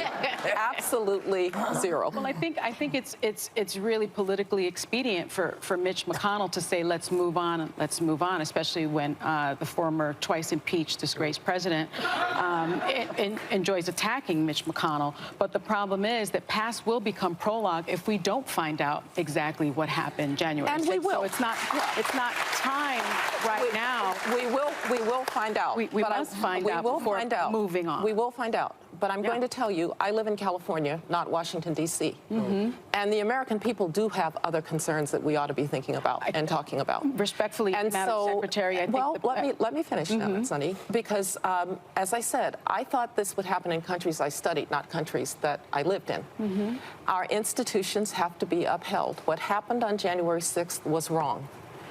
I don't know how much more strongly I can say what happened on January 6th was wrong. I also know that as a government and as a country, we've got to be concerned about the things that are making life hard for Americans and hard for American families. But when you have, and that's what I'm ready to do. But when you have 80% of Republicans wanting to see Trump run in 2024, I'm a political scientist, all right? And unless I could see the questions that were actually in that poll, unless I could see the assumptions that were actually in that poll, I'm not going to take for granted that that poll is correct. So Quinnipiac, you don't believe in no, I polls. said I'm a political scientist. I understand polls, and unless I really knew what was in that poll, I just want to repeat, as to what I want to see in my party, I want to see the next generation of leadership step up. I want those of us who have been there, done that, to step back, and I want to move on to a better America. Oh, so how about this, Miss I'm a political scientist? The people who participated in the insurrection are still in power. How about this, Miss Political Scientist? Republicans could gerrymander themselves into the majority, and they literally could name Donald Trump Speaker of the House. For all of you who are watching at home, some of you may be saying, Roland, that's impossible. Donald Trump is not a member of the House of Representatives. Then you might want to read the Constitution. The Constitution of the United States does not require the Speaker of the House to be a member of the House. In fact, any American can qualify to be selected as Speaker of the House. So Miss Let's Move On is in total denial, Omakongo, over the fact that the very people who participated in this insurrection are still in power. Exactly. And another thing, she called on she called on new leadership to come in. Well, look, most of those people that we're talking about, they're under 50, under 40. I believe Madison Cawthorn is like 25 or something like in his 20s. You got Matt Gaetz, who's young, Marjorie Taylor Greene, who's young. So we're talking about this. She wants a new generation of leadership. This new generation, they're part of this insurrection. So really, at the end of the day, what are you really talking about? And what Secretary Rice did is she used her credentials to basically say this is fake news or alternative facts, talking about these polls when she knows what the truth is. I mean, this is somebody who has seen hate firsthand. I mean, she was in the church where 4 girls lost their lives that was bombed. I mean, she's seen this. So she can't keep talking about people want to move on when the insurrection is still going on right now. That was a major manifestation of it, but it's still going on in the streets. It's still going on in the Capitol. We have, over 400 potential bills that were passed across the country to suppress our voting rights in 49 states. It's happening every single day. So I'm sorry, Madam Secretary, when you're talking about these kitchen table issues, losing my freedom to vote in this country from guys who are in there plotting insurrections and working with people who are out there as criminals and thugs and terrorists, that's a kitchen table issue for me. Brianna. Yes, I agree. It's awful. I mean, to really think about, on January 6th, there was an assault on the Capitol, and it was in front to everything we have fought to create in America. And we watched it as 140 Metropolitan Police officers were injured, and literally some were beaten with their inches of their lives, while members of Congress and echoed the rioters, didn't know what was occurring, trying to fight for their safety, hiding. And then this was all in the sense of overturning a free and fair election. As Condoleezza Rice said, you would think that would happen in some other country, but it happened here. And it's literally one of the most lowest points in American history. And it's our responsibility to search for the truth and make sure it never happens again, and not keep elevating these people and giving them privilege passes. It's time to just stop the shit and focus on, our voting rights, focus on protecting us. We can do both. We can walk and chew gum. So for her to say, we just need to focus on table issues, it's just not fair, because we can't really focus on those issues while we know that there's people who are in the House who are literally, trying to, take an election through force and intimidation and fear, and they don't want to really care about the issues at all because they don't care about us. Bottom line here, Julianne, for Condoleezza Rice to say, "Oh no, let's just move on." That's people like her, they are part of the problem. They do not want accountability for the actions of these thugs. Condoleezza is being extremely disingenuous, and she knows she is. For her to, how many times she said, "I'm a political scientist." So, I'm an economist. Right. Most social scientists understand polling. She's absolutely right that depending on what the question is, the answers can be skewed. But we know that this is not the case, because consistently Republicans have talked about what they want to do and what they want. They want that orange orangutan back in the Oval Office. Here's the deal. The same obstructionist tactics that propelled January 6th are the obstructionist tactics that refuse to let us have our voting rights, the same obstructionist tactics that refuse to deal with Build Back Better, even though the majority of American people say they want the Build Back Better plan, the same obstructionist tactics that essentially allowed that little pissant, as you called him, to talk over Jamie Raskin because he doesn't have anything to say but talk over. So with all due respect to the former Secretary of State, stick to running Stanford, sister. Stick to trying to run Stanford, because you don't have anything to say about this if all you have to say is move on. All right, folks, got to go to the break. We come back, our Black and Missing, also some other news, and of course we'll talk with Jim Jonez, who says, y'all soul food ain't bad. Really? How does that mesh with working out and your health? All of that, Roland Martin Unfiltered on the Black Star Network. Oh, that spin class was brutal. Well, you can try using the Buick's massaging seat. Ooh, yeah, that's nice. Can I use Apple CarPlay to put some music on? Sure, it's wireless. Pick something we all like. Okay, hold on. What's your Buick's Wi-Fi password? Buick Envision 2021. Oh, you should pick something stronger. That's really predictable. That's a really tight spot. Don't worry, I used to hate parallel parking. Me too. Hey. Really outdid yourself. Yes, we did. The all-new Buick Envision, an SUV built around you, all of you. Once upon a time, there lived a princess with really long hair who was waiting for a prince to come save her. But really, who has time for that? Let's go. Feeling myself. I'm feeling She ordered herself a ladder with Prime one-day delivery, and she was out of there. I want some hood girls looking back at it and a good girl in my tax bracket. Now, her hairdressing empire is killing it. And the prince, well, who cares? Prime changes everything. But I'm back at it and I'm feeling myself.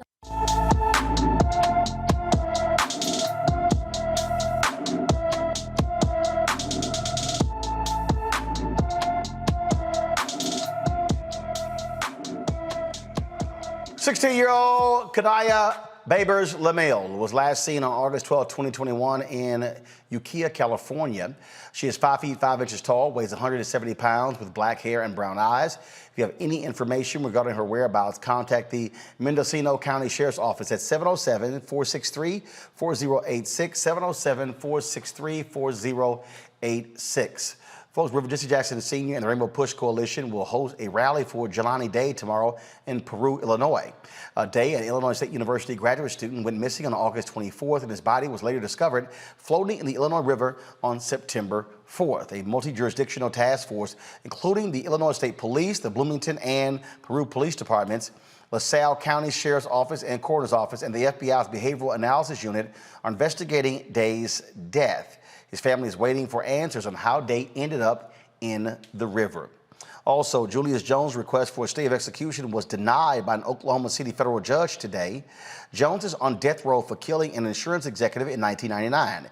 Jones maintains his innocence and says he was at home with his family at the time of the murder. His clemency hearing is tomorrow. If his clemency is denied, he will face execution on November 18th. Tomorrow, we'll be hearing from Tiffany Lofton, who's literally traveling to Oklahoma as we speak for that particular hearing. Also, deliberations resumed today in the trial of 3 former Georgia sheriff's deputies accused of killing Uri Martin. Martin was killed in 2017 after being tased repeatedly by the officers. The judge denied a juror's request to be released from the case this morning. Jurors asked to view the cell phone video from a witness who testified earlier during the trial. All right, folks, the NAACP is putting in check its Atlanta branch president. Told you last week that the president of the Atlanta chapter blasted former Mayor Kasim Reed, who was running for his old office, saying he was simply unfit to serve the citizens of Atlanta. Well, today, Kasim Reed was sent this letter. It was a statement that was put out by the NAACP General Counsel. It went to the president of the branch, saying that this person violated NAACP policy, violated their bylaws for endorsing candidates, also violated the rules and procedures when it comes to following the NAACP's directives. This is what they wrote: by issuing a public partisan statement opposing Mr. Reed's candidacy and by essentially endorsing other candidates, you clearly violated Article 2, Section 2 of the bylaws. Your conduct is not in accord with the NAACP's principles, aims, and purposes. They're calling on him to immediately cease and desist from making remarks repudiating Atlanta mayoral candidate Kasim Reed. We further demand that you immediately cease and desist from endorsing political candidates and or political parties. Finally, we demand that you immediately retract your statements repudiating Mr. Reed. If you fail to comply, you may be subjected to suspension, expulsion, or other disciplinary action. And again, this is Jeanette McCarthy Wallace, General Counsel for the NAACP. NAACP makes it clear they're a nonpartisan organization. Julian, this is a shot across the bow to the president. First of all, we don't have Julian right now. I'm going to Congo. It's certainly a shot across the bow to that president by saying your actions by endorsing a candidate can put into question the 501c3 status of the chapter.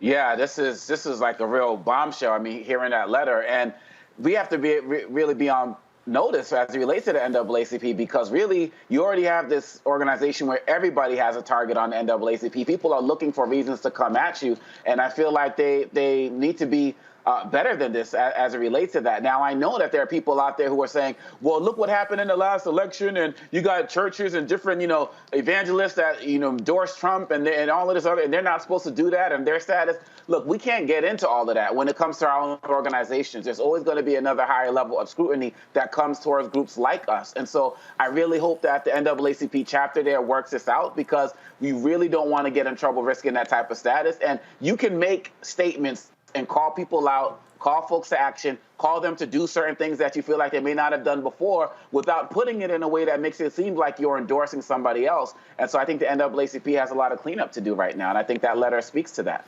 And for folks to realize, you can speak to issues, but you cannot make endorsements of candidates, Brianna. Yes, that's absolutely right. And anybody within the NAACP, especially as a president, should know this.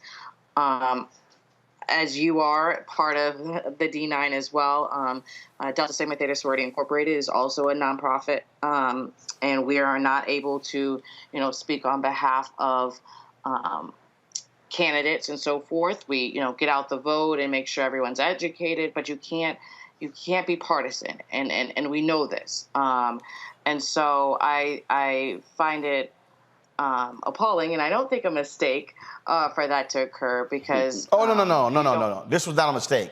If you saw his initial statement, he went off. And he signed it. He signed in that letter, NAACP General Counsel was like, you did this on NAACP letterhead. So here's the deal. Here's the deal. You as an individual, you can speak out, and we've seen this before, where NAACP presidents have spoken in their personal capacity, endorsing a candidate. Now, we know how the candidates run it by saying, NAACP president endorsed me, but this person put it on letterhead. Yeah, I don't know what he was thinking or why he thought that was okay. We know why. He don't want Cassine. It's sitting right in front of us, Brianna. He don't want Cassine to be mayor. Well, I mean, and he could not want him to be mayor and still not take such an egregious action. And I can say maybe I understand why he doesn't want him to be mayor, but that's an irrelevant point, and there's reasons why, we have 501c4s and 501c3s, and you need to respect it when you're in that space. And there was other ways that he could work to make sure that he wasn't mayor in his own individual capacity, versus, really throwing out NAACP when, NAACP is in certain ways still at vulnerable stages. And yeah, I just don't think that was right for him as a president. All right, folks, got to go to break. We come back. We're going to talk about food, the power of food, especially soul food. Can that really work with your diet? We'll ask Jim Jones that question next to Roland Martin Unfiltered.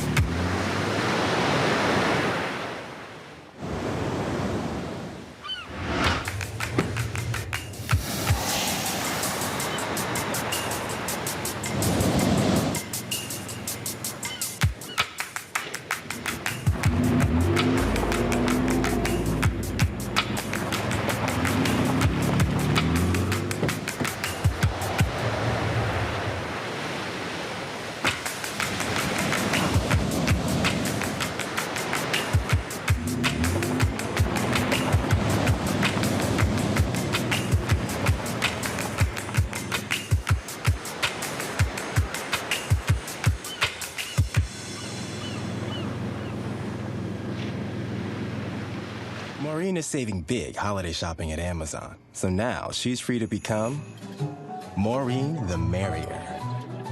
Food is her love language, and she really loves her grandson. Like, really loves.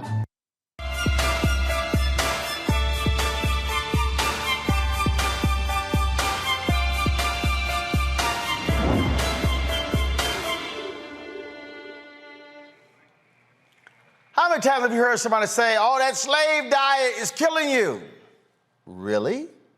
Well, fitness expert Jim Jonez joins us right now to talk about soul food and whether or not it's good for us, whether we should be eating it. All right, Jim, a lot of folks love they pork chops, collard greens, love all of the soul food. So is it, do you tell your people, stay away, don't go near all that food, it's horrible, it's bad for you? Right. You know, Roland, this is the thing. It's the miseducation of the black diet is where our problem is, right? I think from birth, you know, I tell people, if you're black, no matter how much money your parents made, no matter where you lived at, no matter what your background was, you had them after church Sunday dinners. You had them being black, right? And we don't know that. That's early conditioning from birth. Like, we associating bad food on a weekly basis, right? So my thing is, I just want us to change the conditioning. There's nothing wrong with the soul food, nothing wrong with it, but let's redefine what soul food actually is. Maybe a baked chicken, a baked fish. We got to mix it up a little bit, because what's happening here is, as black people, we learning early that how you celebrate is with that bad food, Roland. We got to shift that narrative. But what is, but what is bad? I mean, so for instance, right. If you, like I've heard some people, if you talk, if you got cabbage, all right, well, we talk about what's bad, how much extra stuff you're putting in it. And it's also, where does moderation come in? So, I mean, let's just say you eat soul food once every 3 months. Let's say you eat, all of a sudden, I get people like, oh my God, right there, that's a stroke, that's a heart attack, that's diabetes, and you're going, you know, I don't eat this all the time. The difference is when you're eating it every day. If bacon is in your diet every day. Right. No, exactly, Roland. You nailed it. And so I tell people, it's that the cabbage is how you cook the cabbage. You can't fry it down, season it, because at that point, you've cooked out all the nutrients, right? So my thing is, as black people, I don't want us to eliminate soul food because I eat it myself from time to time. I got to change our relationship with the soul food. I think that's the thing. Educating people, like, listen, we can have this stuff, but we do not have to think that every baby shower, every Sunday, every time we have a celebration, y'all want to bring in the fried chicken, the macaroni and cheese, the meatballs. We don't always have to associate. We don't have to associate celebrating in a weekly tradition with soul food. So we just got to just tweak our relationship with the food. That's all I want, Roland. But isn't it also a matter of, if you eat it and your ass not walking, you're not exercising, you're not drinking water, again, it's all of that. I see somebody talking about it's the salt. Well, again, it's just not just the salt. Hell, I was at a seafood restaurant the other day, and I swear the salad was salty, the rolls were salty. I was like, damn. So that wasn't no soul food restaurant. It literally was one of the top seafood restaurants in D.C. And I was like, yo, who the hell in the kitchen with the salt shaker? Right. You know, Roland, and that's the thing, Roland.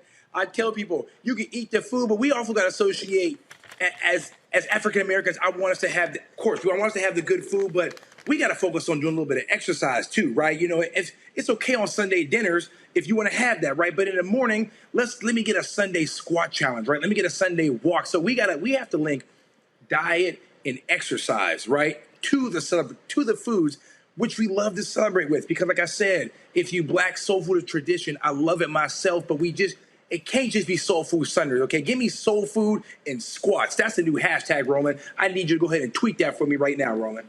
Well, soul food and squats. But also, here's one thing before I go to Brianna and Omakongo with a question for you. It's also what people are not regularly checking their stats. So I was in Atlanta last week, and I decided to go to the CVS for some chips. Oh, man. I threw that in. Calm down. Calm the hell down. And so they were doing blood pressure checks. They were doing cholesterol checks. They were doing glucose checks. Okay, and it was very interesting to me. All the folk who were walking by, and so I stopped in. They were like, "Hey, you want to get checked?" I was like, "Yeah, all right, that's fine." They were like, "Well, you know, we got $10 free CVS bucks." I was like, "Man, I'm good." I said, "Come on," And I mean, I'm real bit nonchalant about it. So, and I took, and just so all y'all people who think I'm lying, okay, see, boom, right there. Okay, you get that documentation, okay. And here was the whole deal. And so, again, to me, I don't understand why you pass up a free damn check. It's free, you know, so they did blood pressure, 118 over 78. And they said the goal is 120 over 80. I'm underneath. Then they said glucose, fasting under 100, non-fasting under 140. Mine was 72, but I wasn't even fasting. I had eaten 6 hours earlier. And then they had total cholesterol. Gold 200, mine was 135. Okay. And so I was like, all right, we good. And now it doesn't mean, we about to go to the soul food restaurant and stock up. But the whole point, I just think for a lot of people, people berate folks, and it's kind of like, no, if you do moderation, I'm like occasionally, but yeah, if you're doing it every Sunday, if you got fried chicken and pork chops every Sunday with the greens smothered in with ham hocks and ham and all kind of other stuff every Sunday, you're gonna have a problem. And that's what I'm saying, Roland. I feel like we're losing more people to diabetes, hypertension, and heart disease. The same thing to the gun violence, right? So, Roland, and been in the South too. Roland, you from Houston. You know how y'all do in the South. Y'all really love y'all soul food in that South, Roland. You know that. Yeah, but hold up, but you gotta say, my maternal folk from Louisiana. So hell, we do more gumbo and seafood than anything else. So I mean, I don't eat a lot. First of all, I can't stand most soul food items anyway. I can't, because my babysitter, and I love Miss Elkins and all her kids. I could not stand the smell of them damn greens. All the greens. Oh, I could. To this, do you understand? I could smell right now in my nose them damn beets. They had all that soul food. I don't eat most of that. I can't stand the smell. So that's just me. Brianna, you got a question for Jim Jones about soul food, nutrition, and working it out? Absolutely. I am not like Uncle Ro. I love my soul food. I love cooking it. I love eating it. I can't think about a celebration or a meeting without food. Not necessarily soul food, but food is the life. Yes, very much comfort. So I'm gonna play in on your whole squats for soul food. If I was gonna, Brianna, when last time you did a squat? I haven't, and that's what I'm asking. How many do I need to do in order to keep eating my soul food? When the last time you did a squat, Brianna, can you even stand up right now and drop a squat? I can, but I will not. You can? I can. I wear heels, Roland. Take them off. Flat-footed. No, I'm saying we have a little exercise with the heels and having to go to the bathroom and the public, but we won't go there. But anyway, so you don't touch the seat. You have to squat to go to the bathroom. That shit don't count. Oh, no, that don't count. Come on now, bro. Don't do that now. Hell, we don't wear heels. We got to squat sometimes, too. Right. But how many squats do we need to have, or what can we incorporate for our... Do 3 right now. I am not doing that. Hey, come on. Go ahead. See, so I'm kind of you see, she like, damn, now he put me on the spot. Yeah. Now I gotta. So if I do 3 squats right now, what can I eat tonight?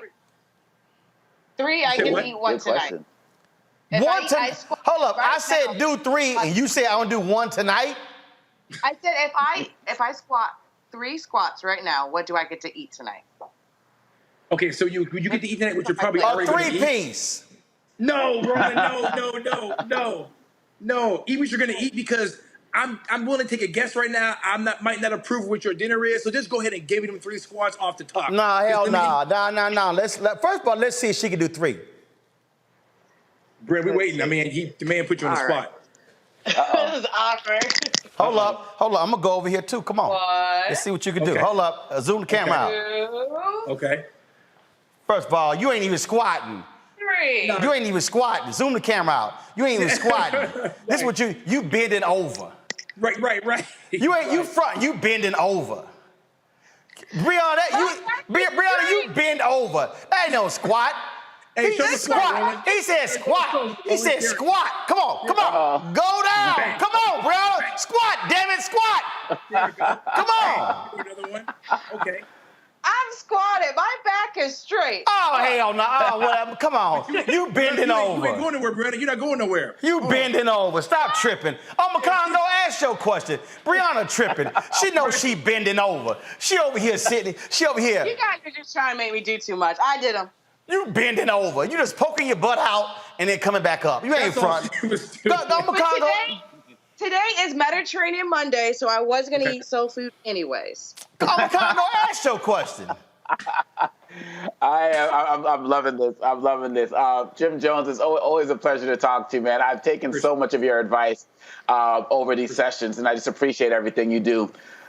Is there a room for alternative meats and things in the soul food diet? You know, but people who don't eat beef, who've taken up Impossible and Beyond burgers and different things like that.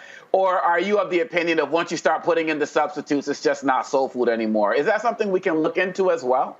Nah, you know what? We got to try to, and like I said before, we got to kind of change what defines soul food, right? Soul food doesn't have to be the fried chicken. It doesn't have to be the ham, the macaroni and cheese. Soul food can be whatever you want it to be. Just make it taste okay, right? That's my whole thing. I just want to change the narrative behind soul food. So, Brother Congo, soul food can be whatever you feel you want. If you want to have an Impossible burger and something else, that can be soul food. There's no, we don't have to cling to certain items that have to be soul food, if that makes sense. Like, brother, you interpret soul food however you want to interpret it, and that's what I want people to do, is change the definition of what we call soul food. It ain't got to be bad. I mean, soul food might be a Caesar salad, Roland. You never know. You know, soul food can be... Man, soul food ain't no damn Caesar salad.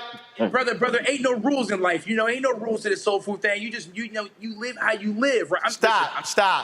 Jim. Salad with extra mayo. Jim. With mayo in the salad? Oh, why? How you even put mayo in the salad? Brianna, did your ass just say... Brianna, did your ass just say mayo? She said mayo in the salad. I need 50 more squats out of you. No, hell no. I am, y'all not gonna see, Brianna is on suspension from the panel. You cannot, now she already made that mistake earlier talking about when I had to check her last time, talking about, the boomers, like these damn millennials doing something.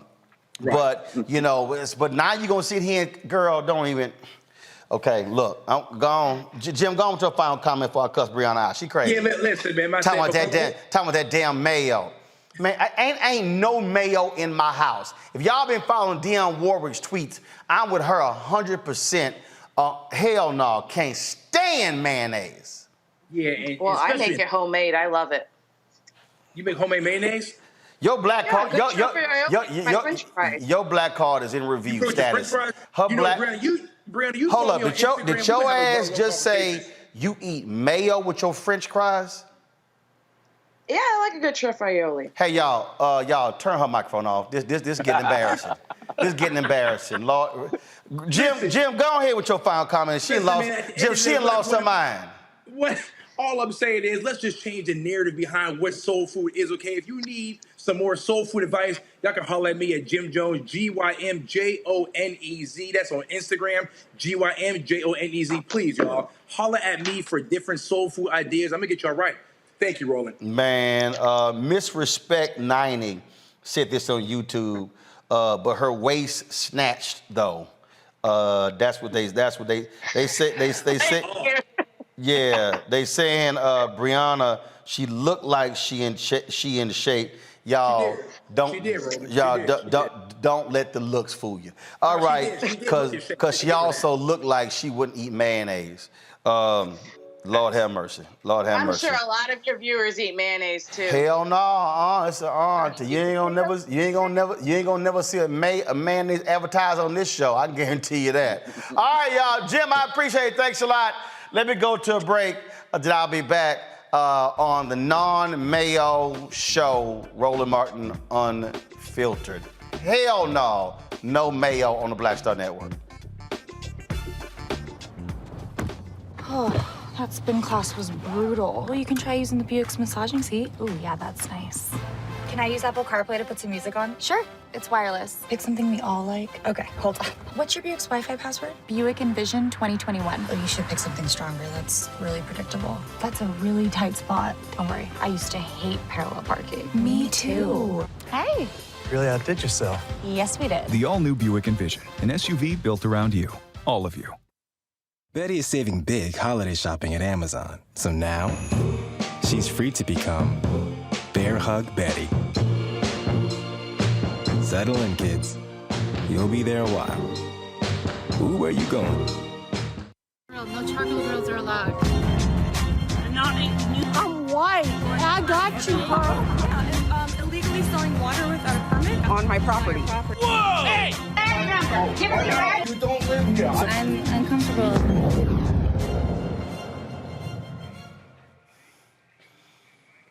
All right, y'all, so we do this segment because it just gets crazy being black in America when you just trying to mind your own business, you just trying to handle your business, you get confronted by folk. A Nashville comedian, Joshua Black, says he was accused of breaking into cars at a downtown apartment complex because he's black. Watch this video that he dropped on social media. Fuck you. First off, we have break-ins here of cars. They broke into my car. They did? Well, I'm sorry. Of course, they broke into my car 5 times. Hi, I live here. I've been living here for about 5 years. And then Karen walked up to me just now, and she was pestering me about what I'm doing following her. What am I doing? She came all the way to my car, and now did you call security yet? Yeah, I called one of the officers, yeah. What did he say? He didn't answer. I was trying to leave a voicemail. You want me to help you call security? Sure. How long y'all been living here? Go right ahead, call security. How long y'all been living here? It doesn't matter how long. You got anything to say or no? You just. I got my car broken into. I don't give a fuck. Only a month ago. I don't give a fuck. I pull in here where I pay $1,700 a month. First off, sir, the description was exactly what you're wearing. And then you have a backpack. That's crazy. Yeah. So the description was me of the person that broke into your car? Yeah. The hoodie, everything. They had on a pink hoodie when they were breaking in? Why I just mentioned it. I apologize. They had on a pink hoodie, black nails, and a backpack.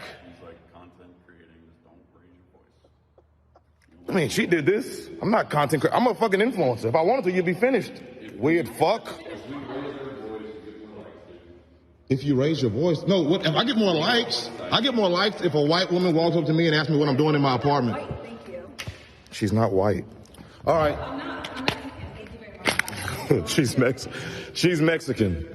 All right. Good day, Karen. And whoever the fuck you are, goof. Fucking. All right, first of all, Joshua, man, next time, brother, you shoot this video, please shoot landscape.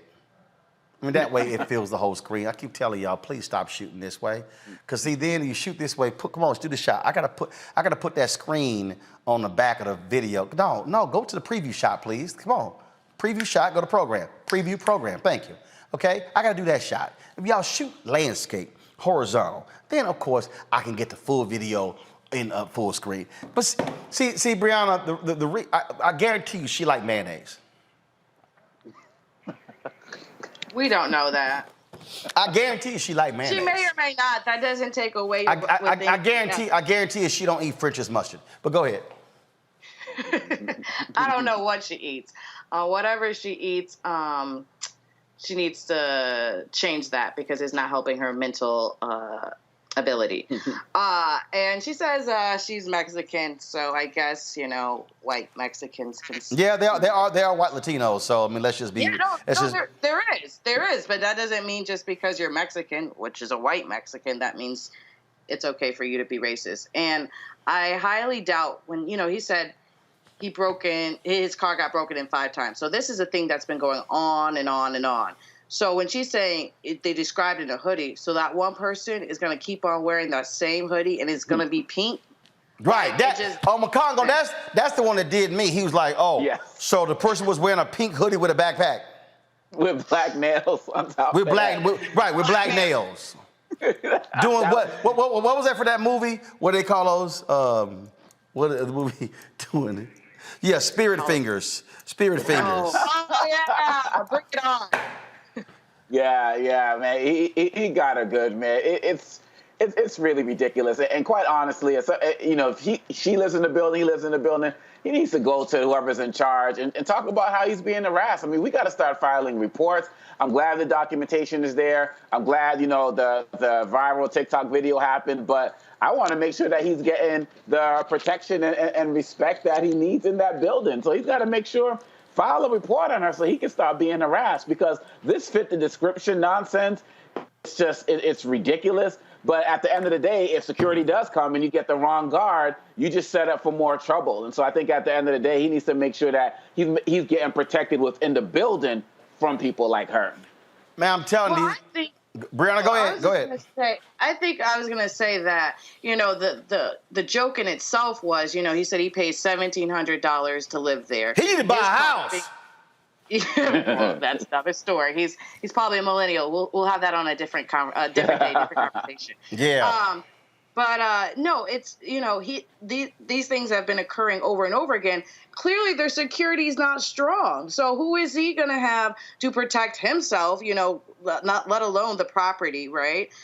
So I mean, he could keep filing these complaints, but I'm pretty sure these people who are paying all this egregious money, have complained about their car being broken in. It is documented, et cetera. And I don't think the property is doing much. So I would think him as an influencer, he probably should put his name of the apartment on blast so they can start stepping up.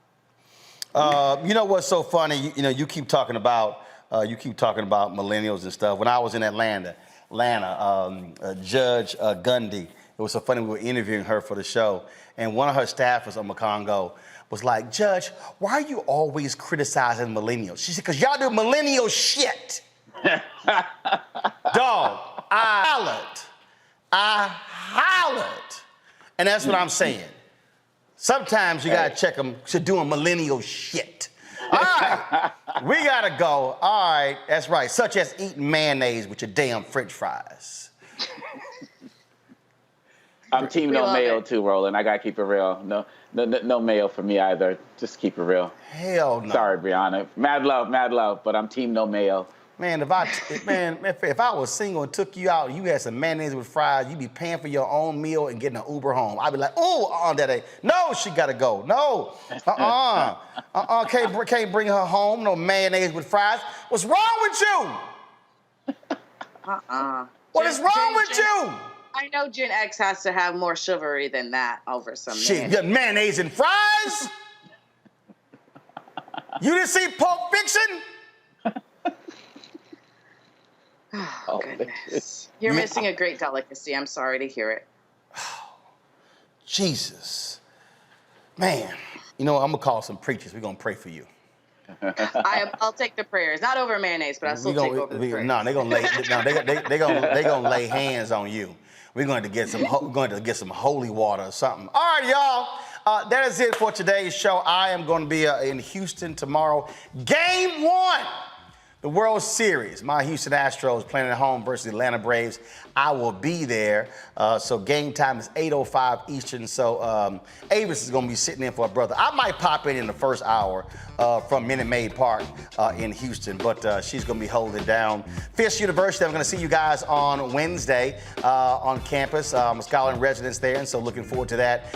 And then Friday, I'll be in Indianapolis for the State of Black America panel. Eddie Glaude, Alicia Garza, we're talking about activism, so we're going to be live streaming it here on Roland Martin Unfiltered. Saturday, Atlanta, I'm back. Game 4, Astros versus the Braves. I'll be in Atlanta for that. Sunday, I'll be in Los Angeles with Eric Dickerson for his golf tournament on Monday, and so we got a great week lined up. And so, busy on the road. Appreciate it. Juliana Malvo, she had to leave earlier. I'm a Congo. Thank you so very much. And that millennial shit, Brittany, just... my God, did you just say mayonnaise with French fries? Ooh. You'll love it one day. Never. Okay. Never. I'm telling you right now, never. Never. Jesus will be back before I eat mayonnaise with French fries. Because you'll be in heaven. You're absolutely right. You gonna go to the gate of St. Peter. He'll be like, look at here. You can't bring that mayonnaise with French fries up in here. Girl, gone. Gone. Call Lucifer. But it ain't gonna work here. Ain't gonna work. That's a hell delicacy. All right, y'all, I gotta go. I'll see y'all tomorrow. Roland Martin Unfiltered. Holla!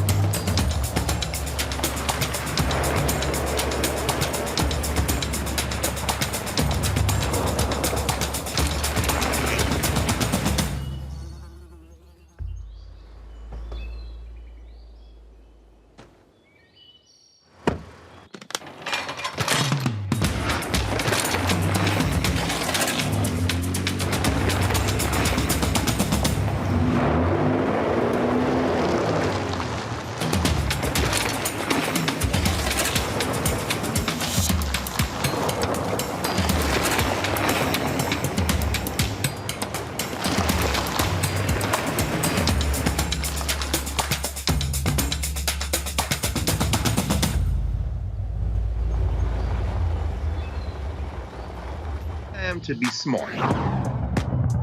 Roland Martin's doing this every day. Oh, no punches! Thank you, Roland Martin, for always giving voice to the issues. Look for Roland Martin in the whirlwind, to quote Marcus Garvey again. The video looks phenomenal, so I'm really excited to see it on my big screen. Support this man, Black Media. He makes sure that our stories are told. See, this difference between Black Star Network and Black-owned media and something like CNN. I got to defer to the brilliance of Dr. Carr and to the brilliance of the Black Star Network. I am rolling with Roland all the way. Honored to be on a show that you own. A black man owns the show. Folks, Black Star Network is here. I'm real revolutionary right now.